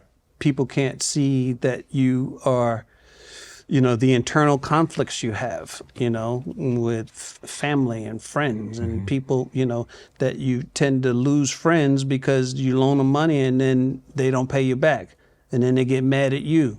Because you asked for it back. Yeah. But I had not even for asking for it, just because you look at them. Yeah. I'm gonna pay you, man. I should say nothing. Yeah. Yeah. But why is it like that? Why? I mean, if you come to me and ask me for money, I shouldn't have to go to you to repay it. You should be man enough. You was man enough to ask. Here you go. But I've learned, Damon, I don't know what you think about this. I'll only lend money that I know I can lose that I'm not getting back. Right. It's a gift. Yeah. That's how I do it. I give it. Because I already know, because we're going to end up falling out. And I don't want to fall out. I don't want a 10, 15, 20, 30-year relationship to end over money. So here you go. Because I know you're not going to pay me back. Right. Well, that's maturity. Yeah. It's like, I've paid a lot of people out of my life. You mentioned like stand-up is stand-up therapeutic for you? Absolutely.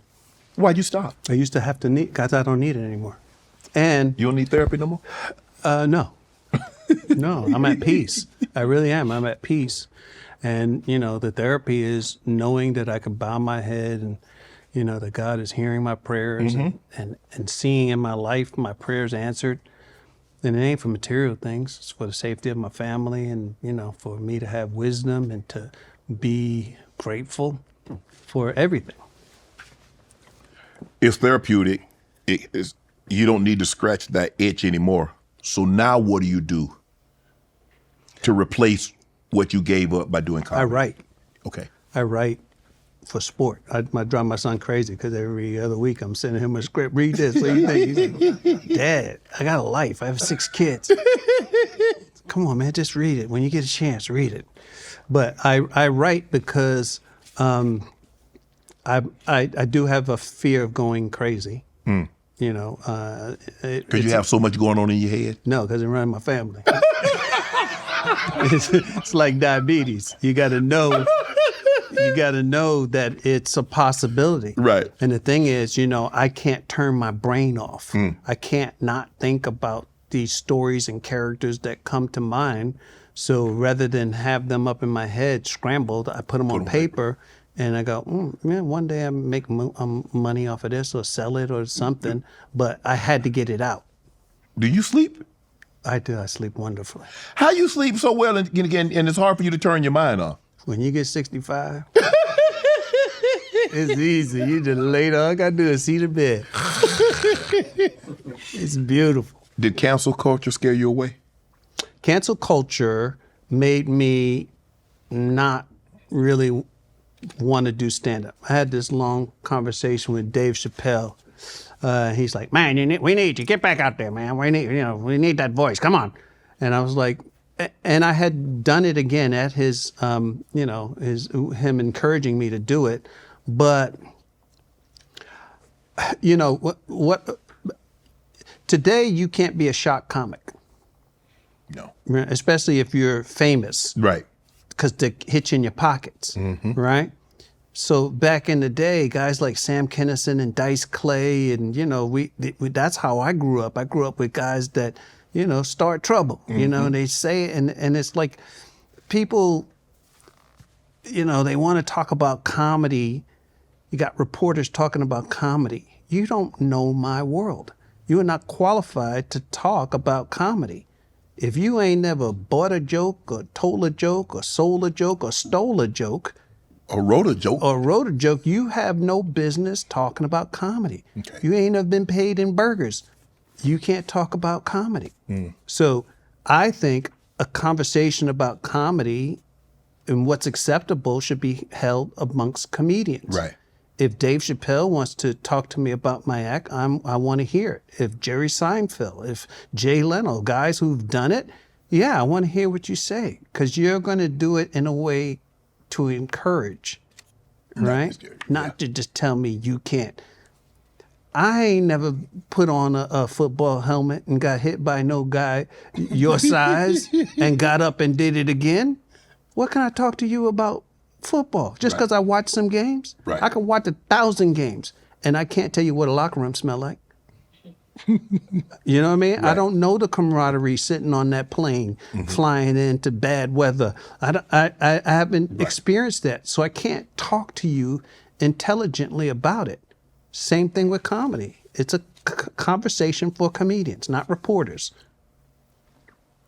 But Chappelle has been one of the few guys that have been able to beat cancel culture, because they can't take, because, you know, normally, like you said, they hit you in the purse. But he's like, well, hey, I just put up a .com and I'll just go do it. I don't need Hollywood. I don't need to do movies anymore. So you can't really hit me where it hurts me, which is financially. It's also, he's a unicorn, right? And Dave has rode the wave, right, of, you know, he didn't take any breaks. It's when you take the break and then you try to come back. Okay. Then they can hit you and get you, because you know, he already knows how to talk to them. They're his puppets. You know what I mean? They bow to Dave Chappelle because he is the only real voice out there in terms of holding us down, holding comedy down. So, you know, yeah, I mean, but you can't be a shock comedian.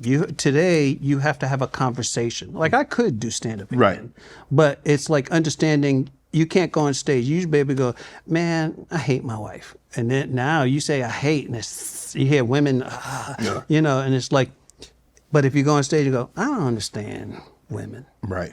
That's different. Now their guard is down. Help me understand why women like, say and behave in the manner in which right? they behave. Yeah. It's a conversation, not a proclamation. Right. So yeah, I could do it, but I like going on stage and say I hate. I want to hate stuff. I mean, when Versus was out, you like to do a Versus. I was just having a conversation with somebody on the radio and go, have you ever thought about a Versus? And I said Dave Chappelle, because I think Dave Chappelle is like, like he's on top. Who should I said? I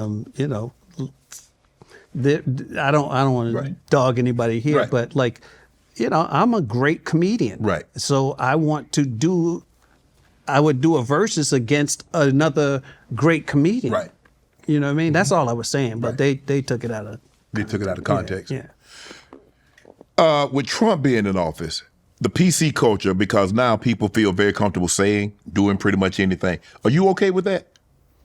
I'd rather know how you feel, what you think. Yeah, I'd rather say no, you don't have the job, or say no, you got the job, right? As opposed to no, black person, we don't want you to work, right? So I think it's, we've lost our way, I think, as a society. And we're so, I call it the bitchification of men, where you don't, it's like everybody is, I don't know, just soft. Yes. And they're soft about everything. Everybody's scared to say how they really feel. Yeah, it's like, what's wrong with telling the truth? Say it. Say the truth. At least I know where to go, or where not to go. Joe Rogan said you need better friends. You needed somebody to tell you, say, Damon, get your ass back on stage, man. You too good to be housed up, holed up in a house, writing, put that writing, and go do a set. I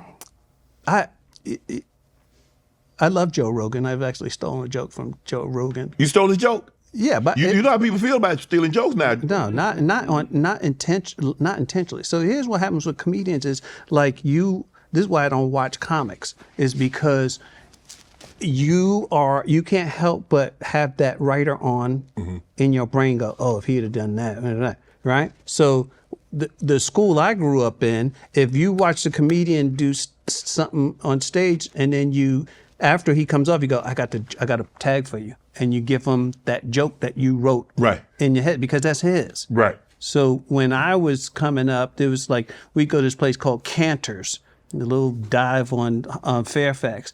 And after the clubs closed down like 2, 3 o'clock in the morning, Jerry Seinfeld would be at a table, and Jay Leno and my brother and Robert Townsend. And we were poor. We were eating French fries, sharing some French fries. That's how broke we were.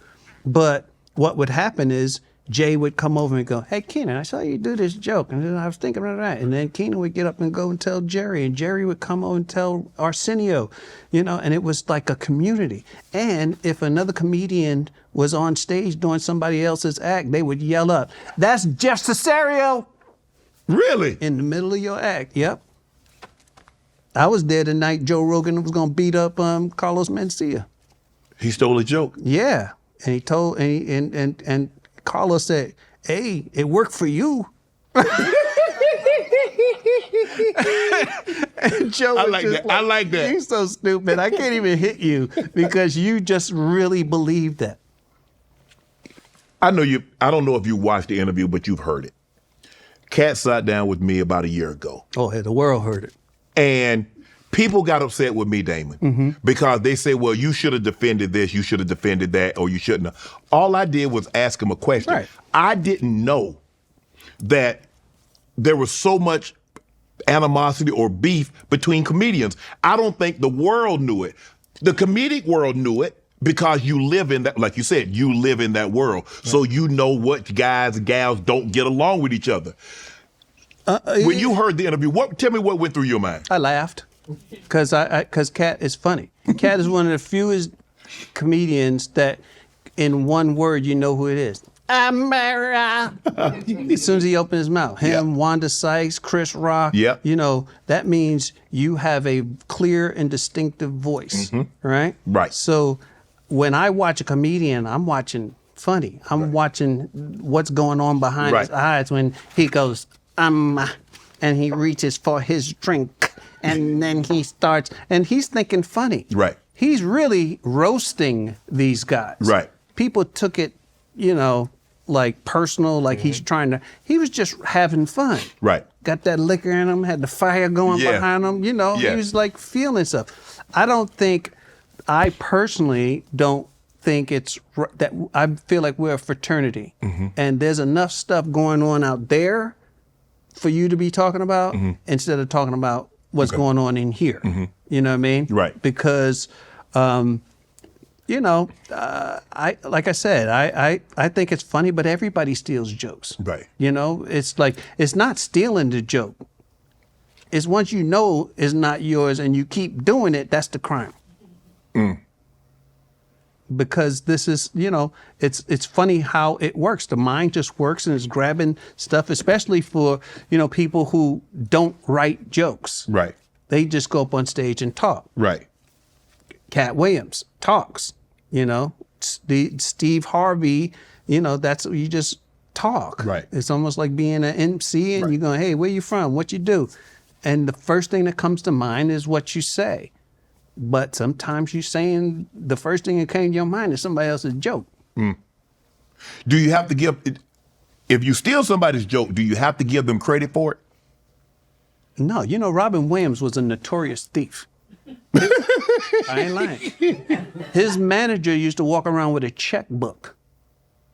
And Robin would come off stage and comedian would say, hey, he just took my name to write him a check, $75. Damn. Because he knew. Robin was all stream of conscious. And he would steal material. He was known. Comedians would go, I'm not going on because Robin's here.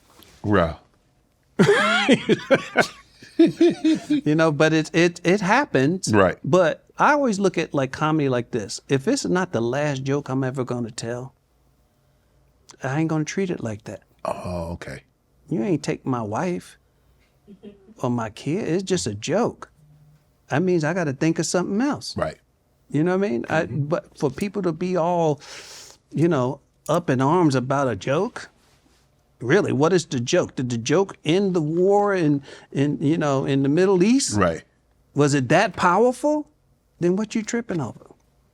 The creator from the Jamie Foxx show say he and Jamie, if I'm not mistaken, haven't received a check because he said the network said they're still in the red as if they're operating at a loss 25 years later. It's hard and I think a lot of people, when they hear that, it's hard for them to believe, especially with the success that the Jamie Foxx show enjoyed. Well, it was on the network. Yeah. Right. So I made a lot of money off of wife and kids. So I can't relate to that. Right. It's a different network though. So Jamie and and Living Color too. I get like residual checks for 39 cents. I'm like, what is that? Trying to be funny? Yeah. Right? Yeah, So, that saved the postage for that. right. So but that's what they send out. Now what happened with these upstart networks, WB was one of them, Fox was one of them. They got these sweetheart deals from SAG and AFTRA where they didn't have to because they were the upstart, right?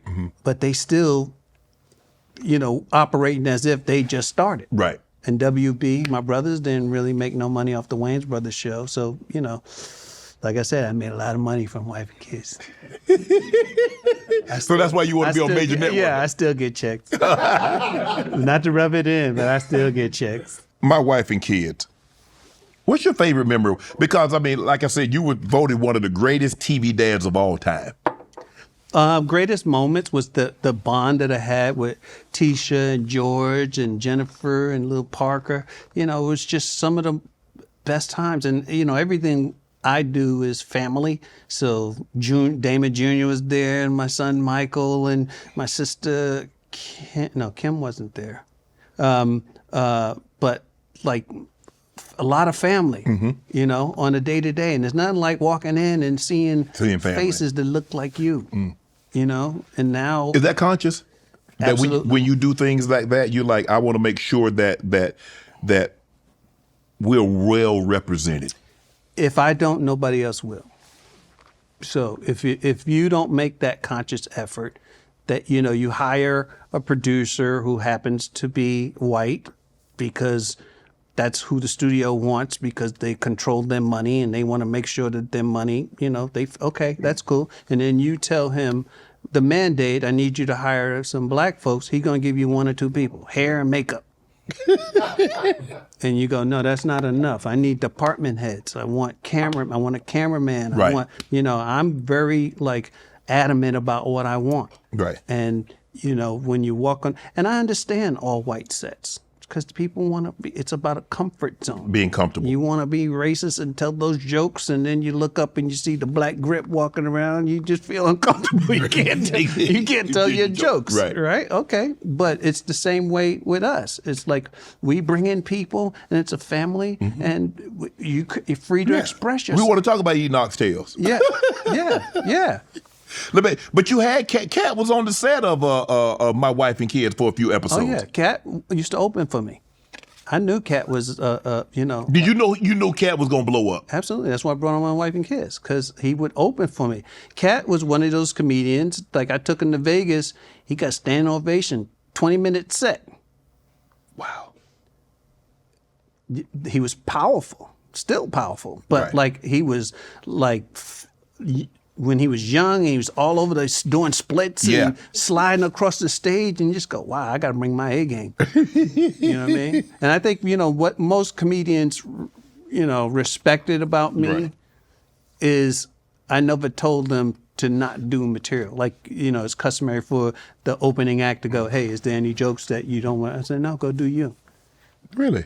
Yeah, I don't want you to tamp down. I don't want you nothing. to hold down anything. D-Ray, all of these guys. Nope, just don't hold it in. Just go back. I just have to be better.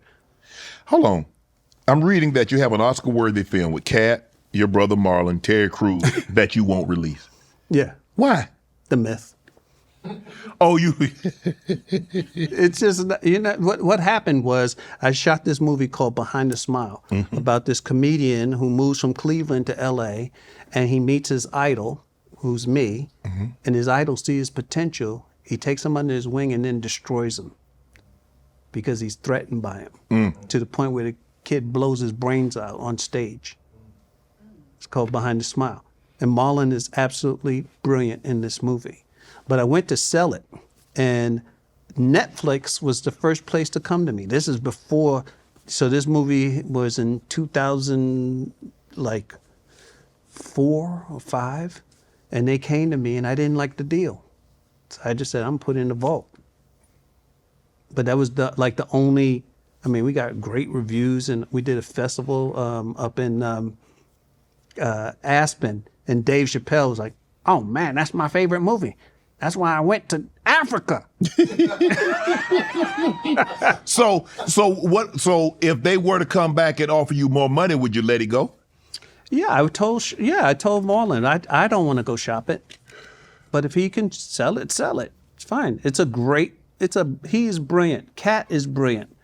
This is I got Katt Williams, George Wallace, what's his name? Bob, he died recently. Bob Saget? Saget is in it, and Jim Belushi, and it's a great cast. You got how many movies do you think you have in the vault that you've shot, or you got scripts? Just that one, but scripts, it's crazy. I've got cabinets of scripts, TV and film, because I have to write. I have to, because it gives me peace, and it also gives me something to think about. That's so when I wake up in the morning, I'm thinking about my script. I'm not thinking about what's wrong in the world. Right. Thinking about these characters. You know I got a production company, right? Do you? I'm gonna give you some if you want. I gave you some. I just wrote it. Yeah, I do. All right. We might need to look at that film. Okay. I know some people that know some people. Well, let's meet some people and do some things with some people. Papa's House, your new show. Yes. Brother, sister, granddaughter. You mentioned that when you do something, it's a family affair. Right, because I'm going to go to, here's what is wonderful about doing my show. So my granddaughter is actually in an episode. She's brilliant. Robert Townsend directed it. Mm-hmm. Crazy, because Robert Townsend directed me in my first thing, and then he's directing my granddaughter in her first thing. Wow. Then my sister Kim is a director, writer. Sean is a writer. Damien directed an episode. Michael's in the writer's room. Kim, and it's just like to walk in. It's what it does to me psychologically is I have to check my ego at the door, right? So I walk in and I got to show them how to do it, how to lead, right? And so my son is also an EP, but he's kind of deferring to his dad, right? But it's also like my temperament is so that everybody feels at ease, right? As Damon goes, so goes the show, right? And Junior also is like, it's like, no, we got to be here on time, all the time. You're EP, you got to set an example, right? When you say so people in your family is in the room, how different are you intellectually? Like when you write, how close, how similar are you? Like you think like Keenen? Do you think like Marlon? Does Kim think like you? Does Sean think like this? I'm like this. At the end of the day, I have veto power. So I want to know what you bring to the table. Okay. I want to hear what you think, and that's every writer in the room. Everybody has good ideas, right? But not every idea is good for this particular episode. Okay. But I want to hear them all. Right. Because for the most part, my brain works like this. That's it. Right. And either it is or it ain't. Right. Right? Either it's a good episode, a good story, or it doesn't work. And my brain, because I write all the time, I can see it just in the pitch. Okay, yeah, that'll work. But everybody feels good about contributing to these episodes. We haven't seen Sean in a while because I was looking for, because I had never seen Kim. I think I saw you in passing, but to meet you at the NAACP Image Awards, obviously Marlon, couple of years, many years ago, I met both of them. Is he still writing? Sean, it's amazing. Sean, they're working on Scary Movie. I don't know what number 6? It is, but yeah. So since Marlon is in Papa's house, are you gonna be in Scary Movie? Probably not. I mean, you perfect with the foot.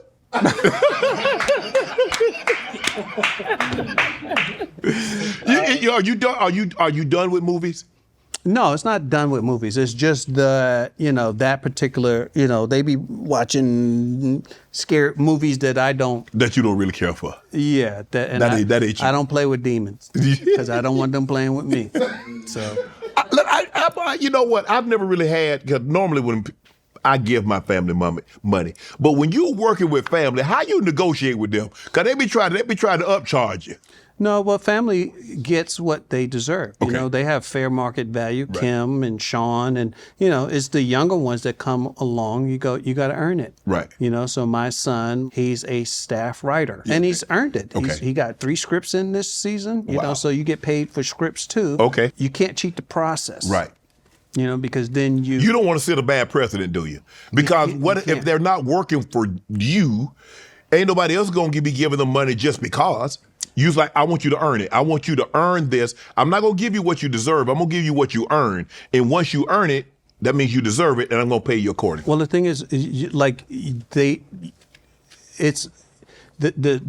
industry has a set for what you get at each level. Okay. So it's not on me. It's okay. And they can't cheat him even if they wanted to. Okay. Right? Right. So like next year, you put in work and there's a bump for it and you get a different credit. Right. You know what I mean? So it's like, but I don't feel that I should go in and make him a co-producer. Right. Okay. I probably could. Right. But that's a disservice to him because now all the other people in the room looking at him like this. Bro, that's not what you earn. Right. Right. So like my granddaughter is in an episode coming up. And she had to audition. You make them audition? She wanted to audition. Oh, okay. So Amara, she is a stand-in, right? Mm-hmm. And I told her, so she's doing stand-in for Essence. And I told her, I said, baby, this is an opportunity. When you are doing these lines, do them as if you are playing that role. Okay. So go home and I want you off page after the second day. You don't have a script. You memorized it. Learn to hit your mark. Say it with enthusiasm. Say it like you replace essence. Mm-hmm. You're not. But if you act like that, you get in your reps. Now when it's time to go, you ready to go. You're confident. So she walked into that audition, killed it. And there was probably 20 other women. So I said to the casting, I said, listen, who do you think was better than her? Nobody. And she got the part. Wow. Nepotism. Talking to Marlon. Marlon said, man, look here. What good is it if I can be in this position if I can't put my family on? What the hell am I doing? You know, the thing about nepotism is sometimes, you know, Kenan said this one time to the family. He goes, he's talking to the next generation. You guys were born on the road to success. Why do you keep making detours? Ooh, I like that one. It's like, just show up. And they talk about, we don't want to do Wayne's project. What? What? We can't keep doing Wayne's brothers. What? So go, all right, you go and see how many other projects you get. Build your resume off of funny stuff. That's what you know is going to happen. If you do a Wayne's project, it's going to be funny. There's levels to how funny it'll be. Right. But for the most part, you can say you did some comedy. Right. That you can put on your resume. Mm-hmm. You go do 1 or 2 lines in somebody else's stuff, you ain't going to get off because they don't care about you. Right. I've always, I wanted to ask this. My mom, because people ask why, because I look just like my dad, they asked my mom, why didn't I name me a junior? And my mom says, that wasn't going to happen. LeBron says he kind of hate naming his son LeBron James Jr. Because of if you are someone, the natural comparison. You are. You have a junior. And people automatically think, you funny like your dad? Can you write like your dad? Right. Ken Griffey Jr., Deion Sanders Jr., LeBron James Jr. What made you, did you factor that in? It's like, well, no, I just want to name him Junior. I didn't think he was going to be in showbiz. I thought he wanted to be an animator. Okay. Right? So I never, when you name him, I got my son. Right. You know what I mean? I want him to be named after me. Yeah, I ain't thinking about, I didn't even know what I was going to do back then. Right. You know what I mean? So, he has jokes about being a junior. He says it's the most arrogant thing you could do. Is to name somebody after you. Like, I'm so wonderful. Look, I'm going to make another me. But he was able to navigate, a very tough road because at the height of my fame, he started doing stand-up. And, because I wasn't giving him money. You had a baby, I can teach you the family business. So I took him on the road, and he changed his name to something, Kyle Green. And he'd go up on stage, and half his act, they yell, "That's Damon's son!"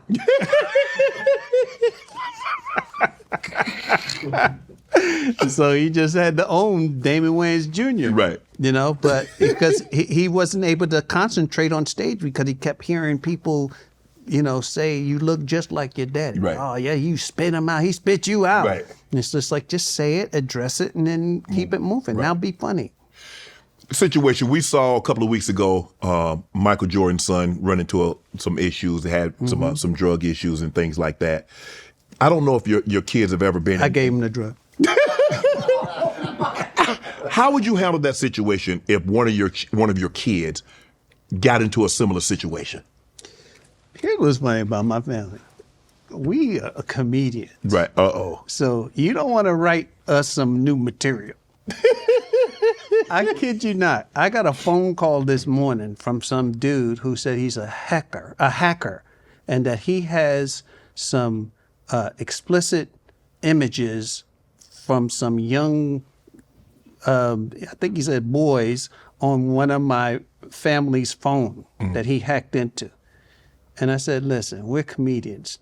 Tell me who, because I want to write some shit. I hope it's Keenen.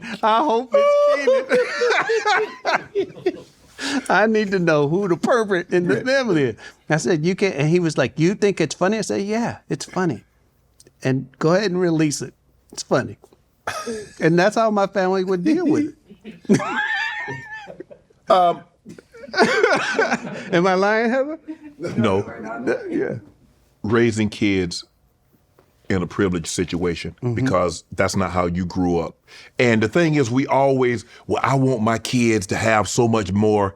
And sometimes we do a disservice to our kids because we give them more and they're not always appreciative because tough times create tough men. Yes.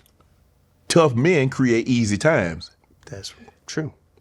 Kids that come from easy times create hard times all over again. Right. So how were you able, having what you have, kids grew up with 50 times more than what you had. How did you get your kids to say, you know what, my daddy has, but that ain't me. I'm gonna go get my own. You gotta starve them out. You gotta starve them out. You give them bare minimum. If you happy with $700 a week, okay. Mm-hmm. That's gonna be your life. See how good that $700. I'm gonna keep you off the pole. You know, I'm gonna keep you off the crack, right? Because you can't afford it, right? You know, so now and with that comes opportunities to make I can give you a job. I can't give you a career. Wow. And that the thing about having like the next generation, they don't have that. You know, and that's what it takes to really hit that next level. That give me. Yes. You know, I have that because I miss meals. My kids never missed a meals. meal. So and they wasn't eating, you know, pig knuckles and everything like that. They eating steak. They eating lobster. They eating crab leg. They have a snack.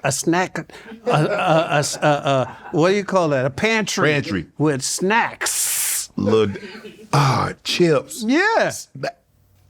Yeah. I ain't had none of that. No. You had now and later that you kept in your pocket, and if you wanted to eat one, you had to sneak it out. Yo. Slide it up your arm here. Because if my brothers find out, they're going to take it from you. You know what I mean? Now that you're a grandparent. Mm-hmm. And a great-grandfather. A great-grandfather too? Mm-hmm. Damn. I didn't know that. We didn't know that. Yeah, it's beautiful. What's the, because a lot of times, and I'm a granddad now 2 times. My son just had welcomed a daughter about 3 weeks ago. Congrats. And when I heard people say, my grandmother, and I'm a living testament to this, I believe my grandmother loved her 3 grands more than she loved her own 9. Yeah.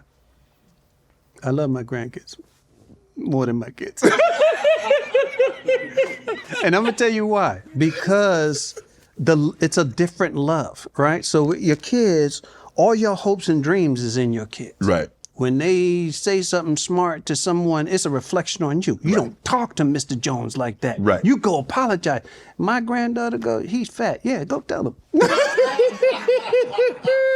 It's funny, you know, because it's a different kind of parenting, you know. So I frustrate my kids because they want me to, I said, listen, it's on a need to know. My kids, the grandkids, the relationship I have with them, they could tell me anything. They tell me the stuff they're too afraid to tell you. Right. And I'm going to give them the best advice possible because part of my title is parent. Right. Right? Right. So, but if I feel you really need to know something, I'm going to tell you. And I'm going to tell them that I'm going to tell you. Right.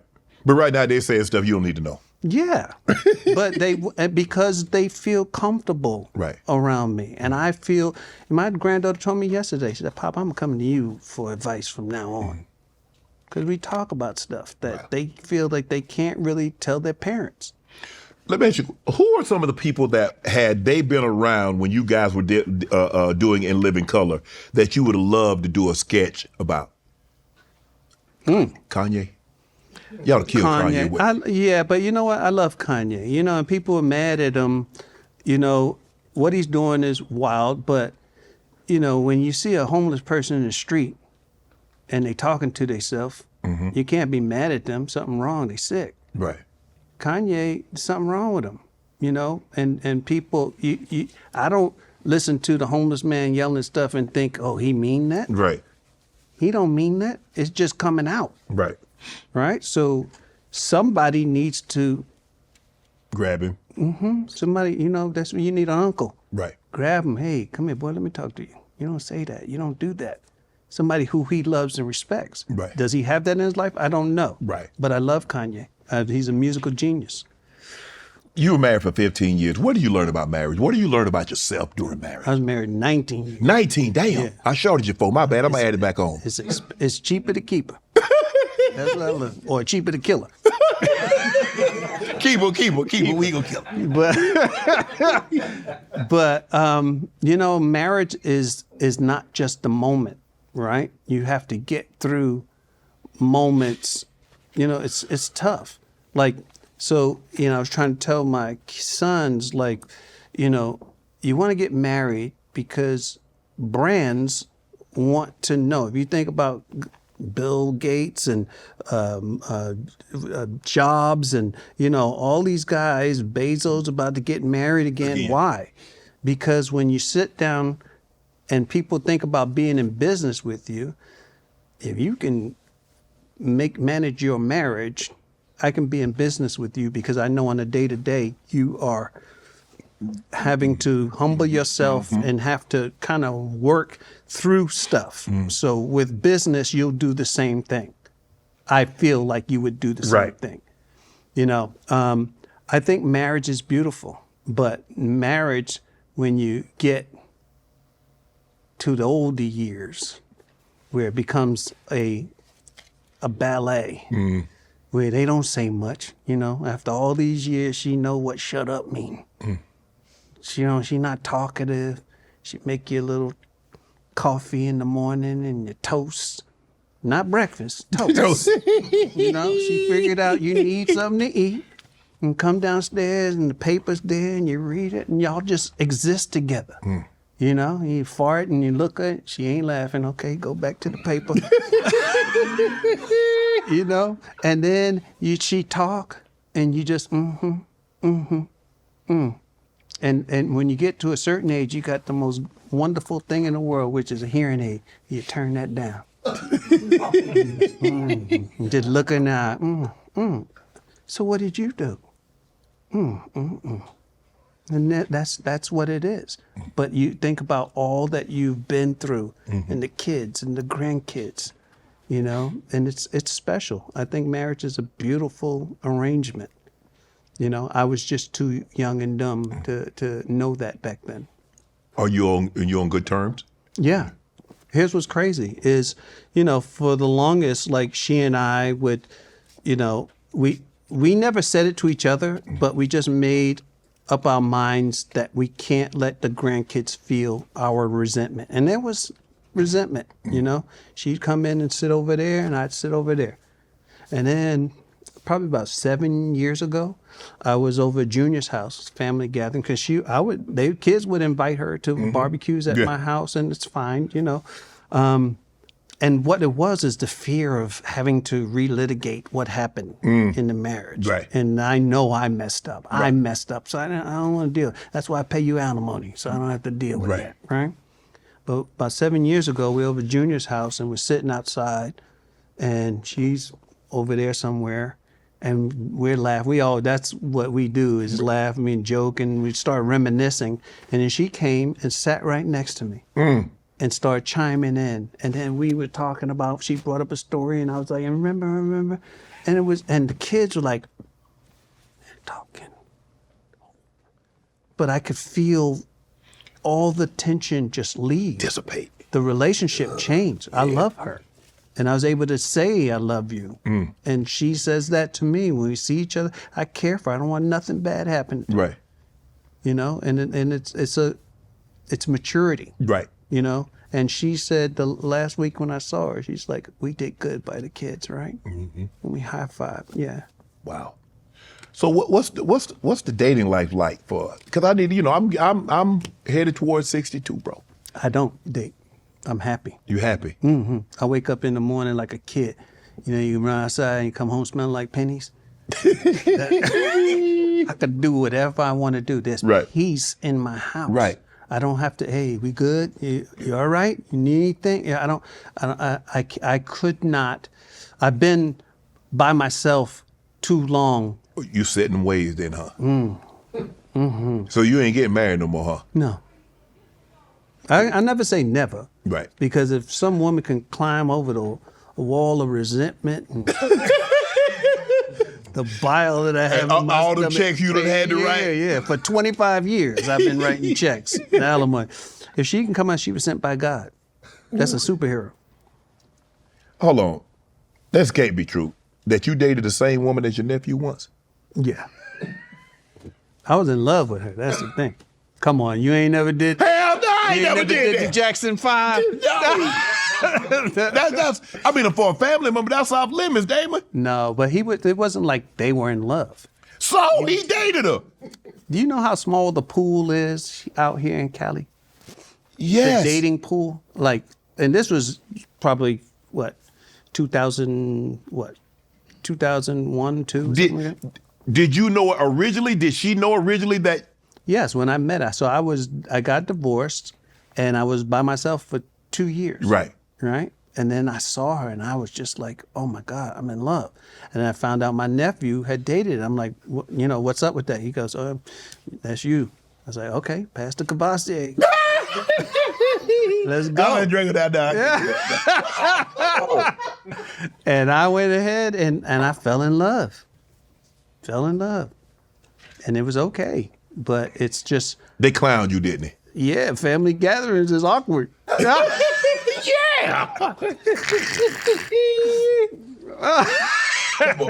I don't know about that one, Dave. I would just have to let her go. Nah, you see it, you understand. And she cooked. She went to cordon bleu. What? Mm-hmm. She cooked oxtail, neck bone, whatever, mac and cheese, whatever, collard greens, all that, and then some. With turkey desserts. necks. Dessert. Come on. Oh man. Like a bona fide chef. I think she does that now. Amazing. I might have to think about it. And then the other things. While she cooked. I do not approve this message. You have type 2 diabetes. How's that going?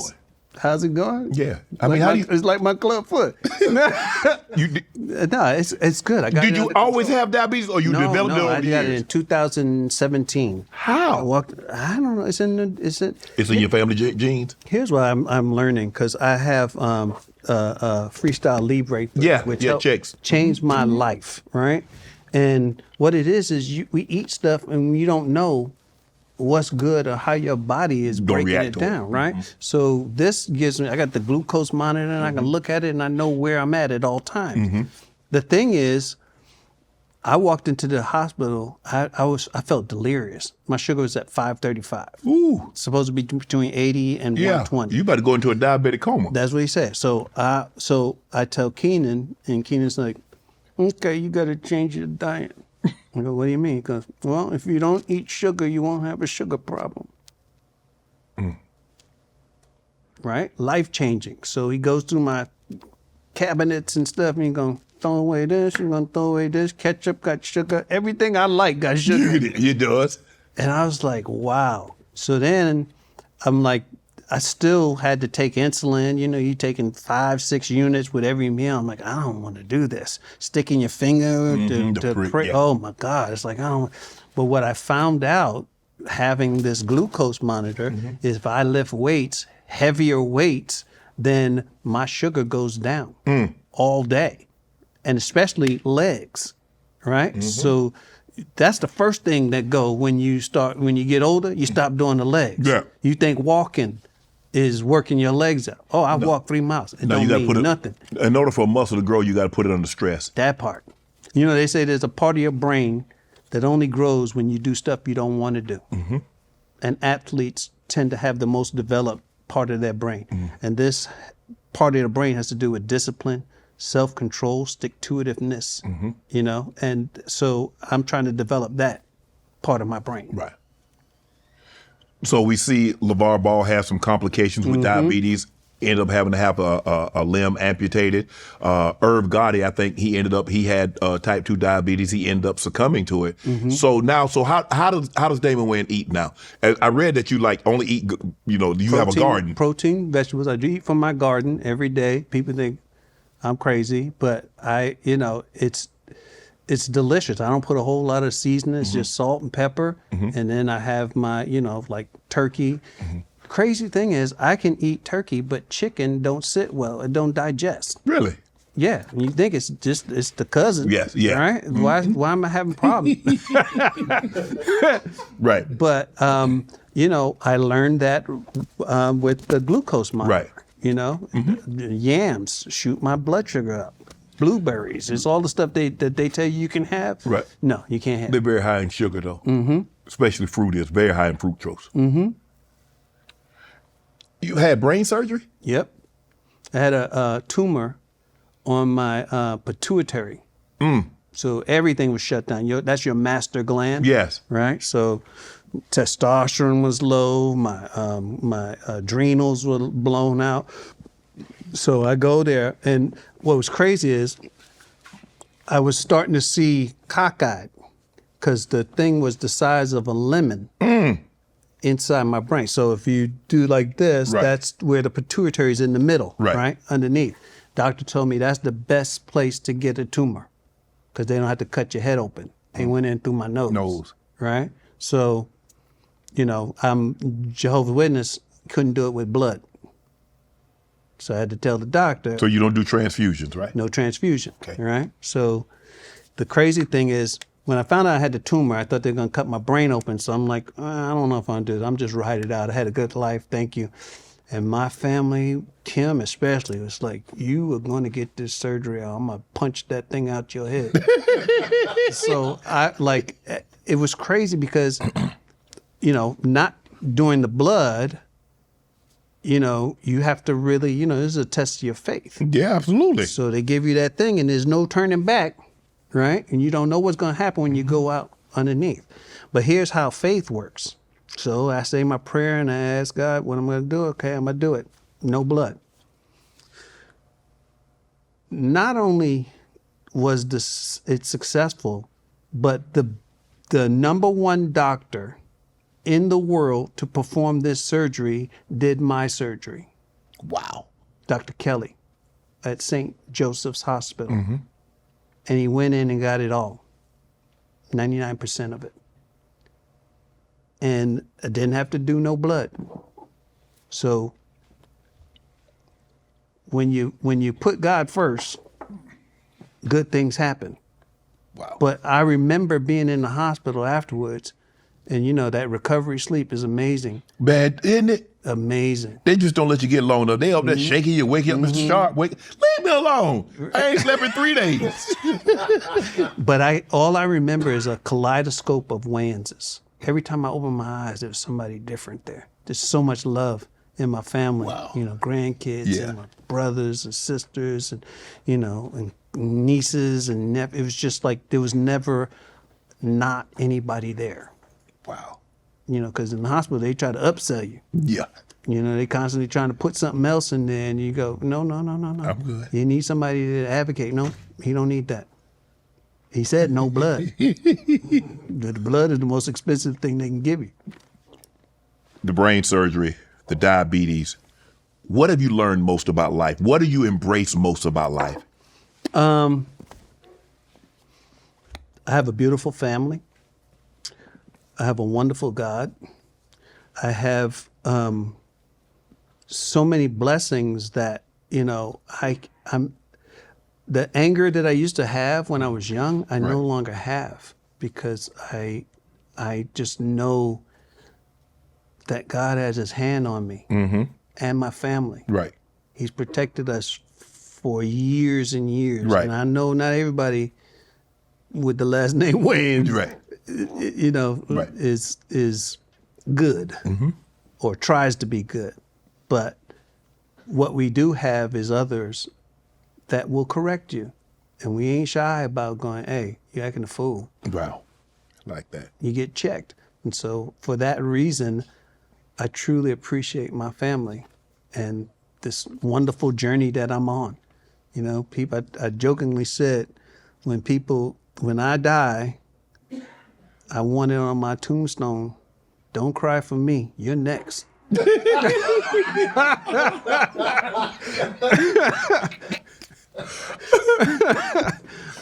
What does Damon Wayans want his legacy to be? I just want people to smile. When they think about me, I just want them to smile. Because that dude, he loved life. He was funny. That's it. What can people take away from the Wayans family with the way you guys interact? What would you like other families to take most away from the way you interact with your family or your family interact with each other? That you never know what could happen or will happen. So all that stuff you hold on to, let it go. You know, I don't always agree with my brothers and sisters. And we have our little disagreements. Yep. But for the most part, you never know what tomorrow brings. Right. So don't bring tomorrow today, right? Which is, I wish I could have. I know so many people. I don't understand families that don't get along. You don't talk to your brother? Yeah. You don't? You stop talking to your mother? How'd that happen? I don't get that. My mother come kick the door down. She climbing through the window. You don't stop talking to her. You know, but Right. That's not how my family. I just wish that people, the funny thing is, like on my set, people are hugging and kissing when they come in and they tell me, we don't do this in my family. Well, you should. Yeah. And they just thank me. I got some wonderful cards thanking me. It's not me. It's my family. Right. It's how just we are.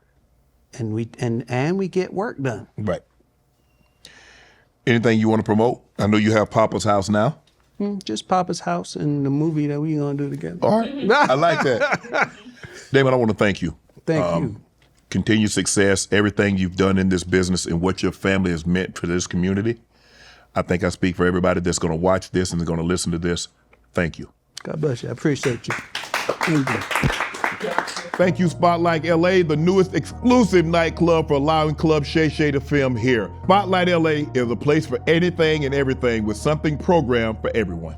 Keep up with Spotlight on Instagram at spotlight.la. All my life, been grinding all my life. Sacrifice, hustle paid the price. Want a slice, got to roll the dice, that's why. All my life, I've been grinding all my life. Look, all my life, been grinding all my life. Sacrifice, hustle paid the price. Want a slice, got to roll the dice, that's why.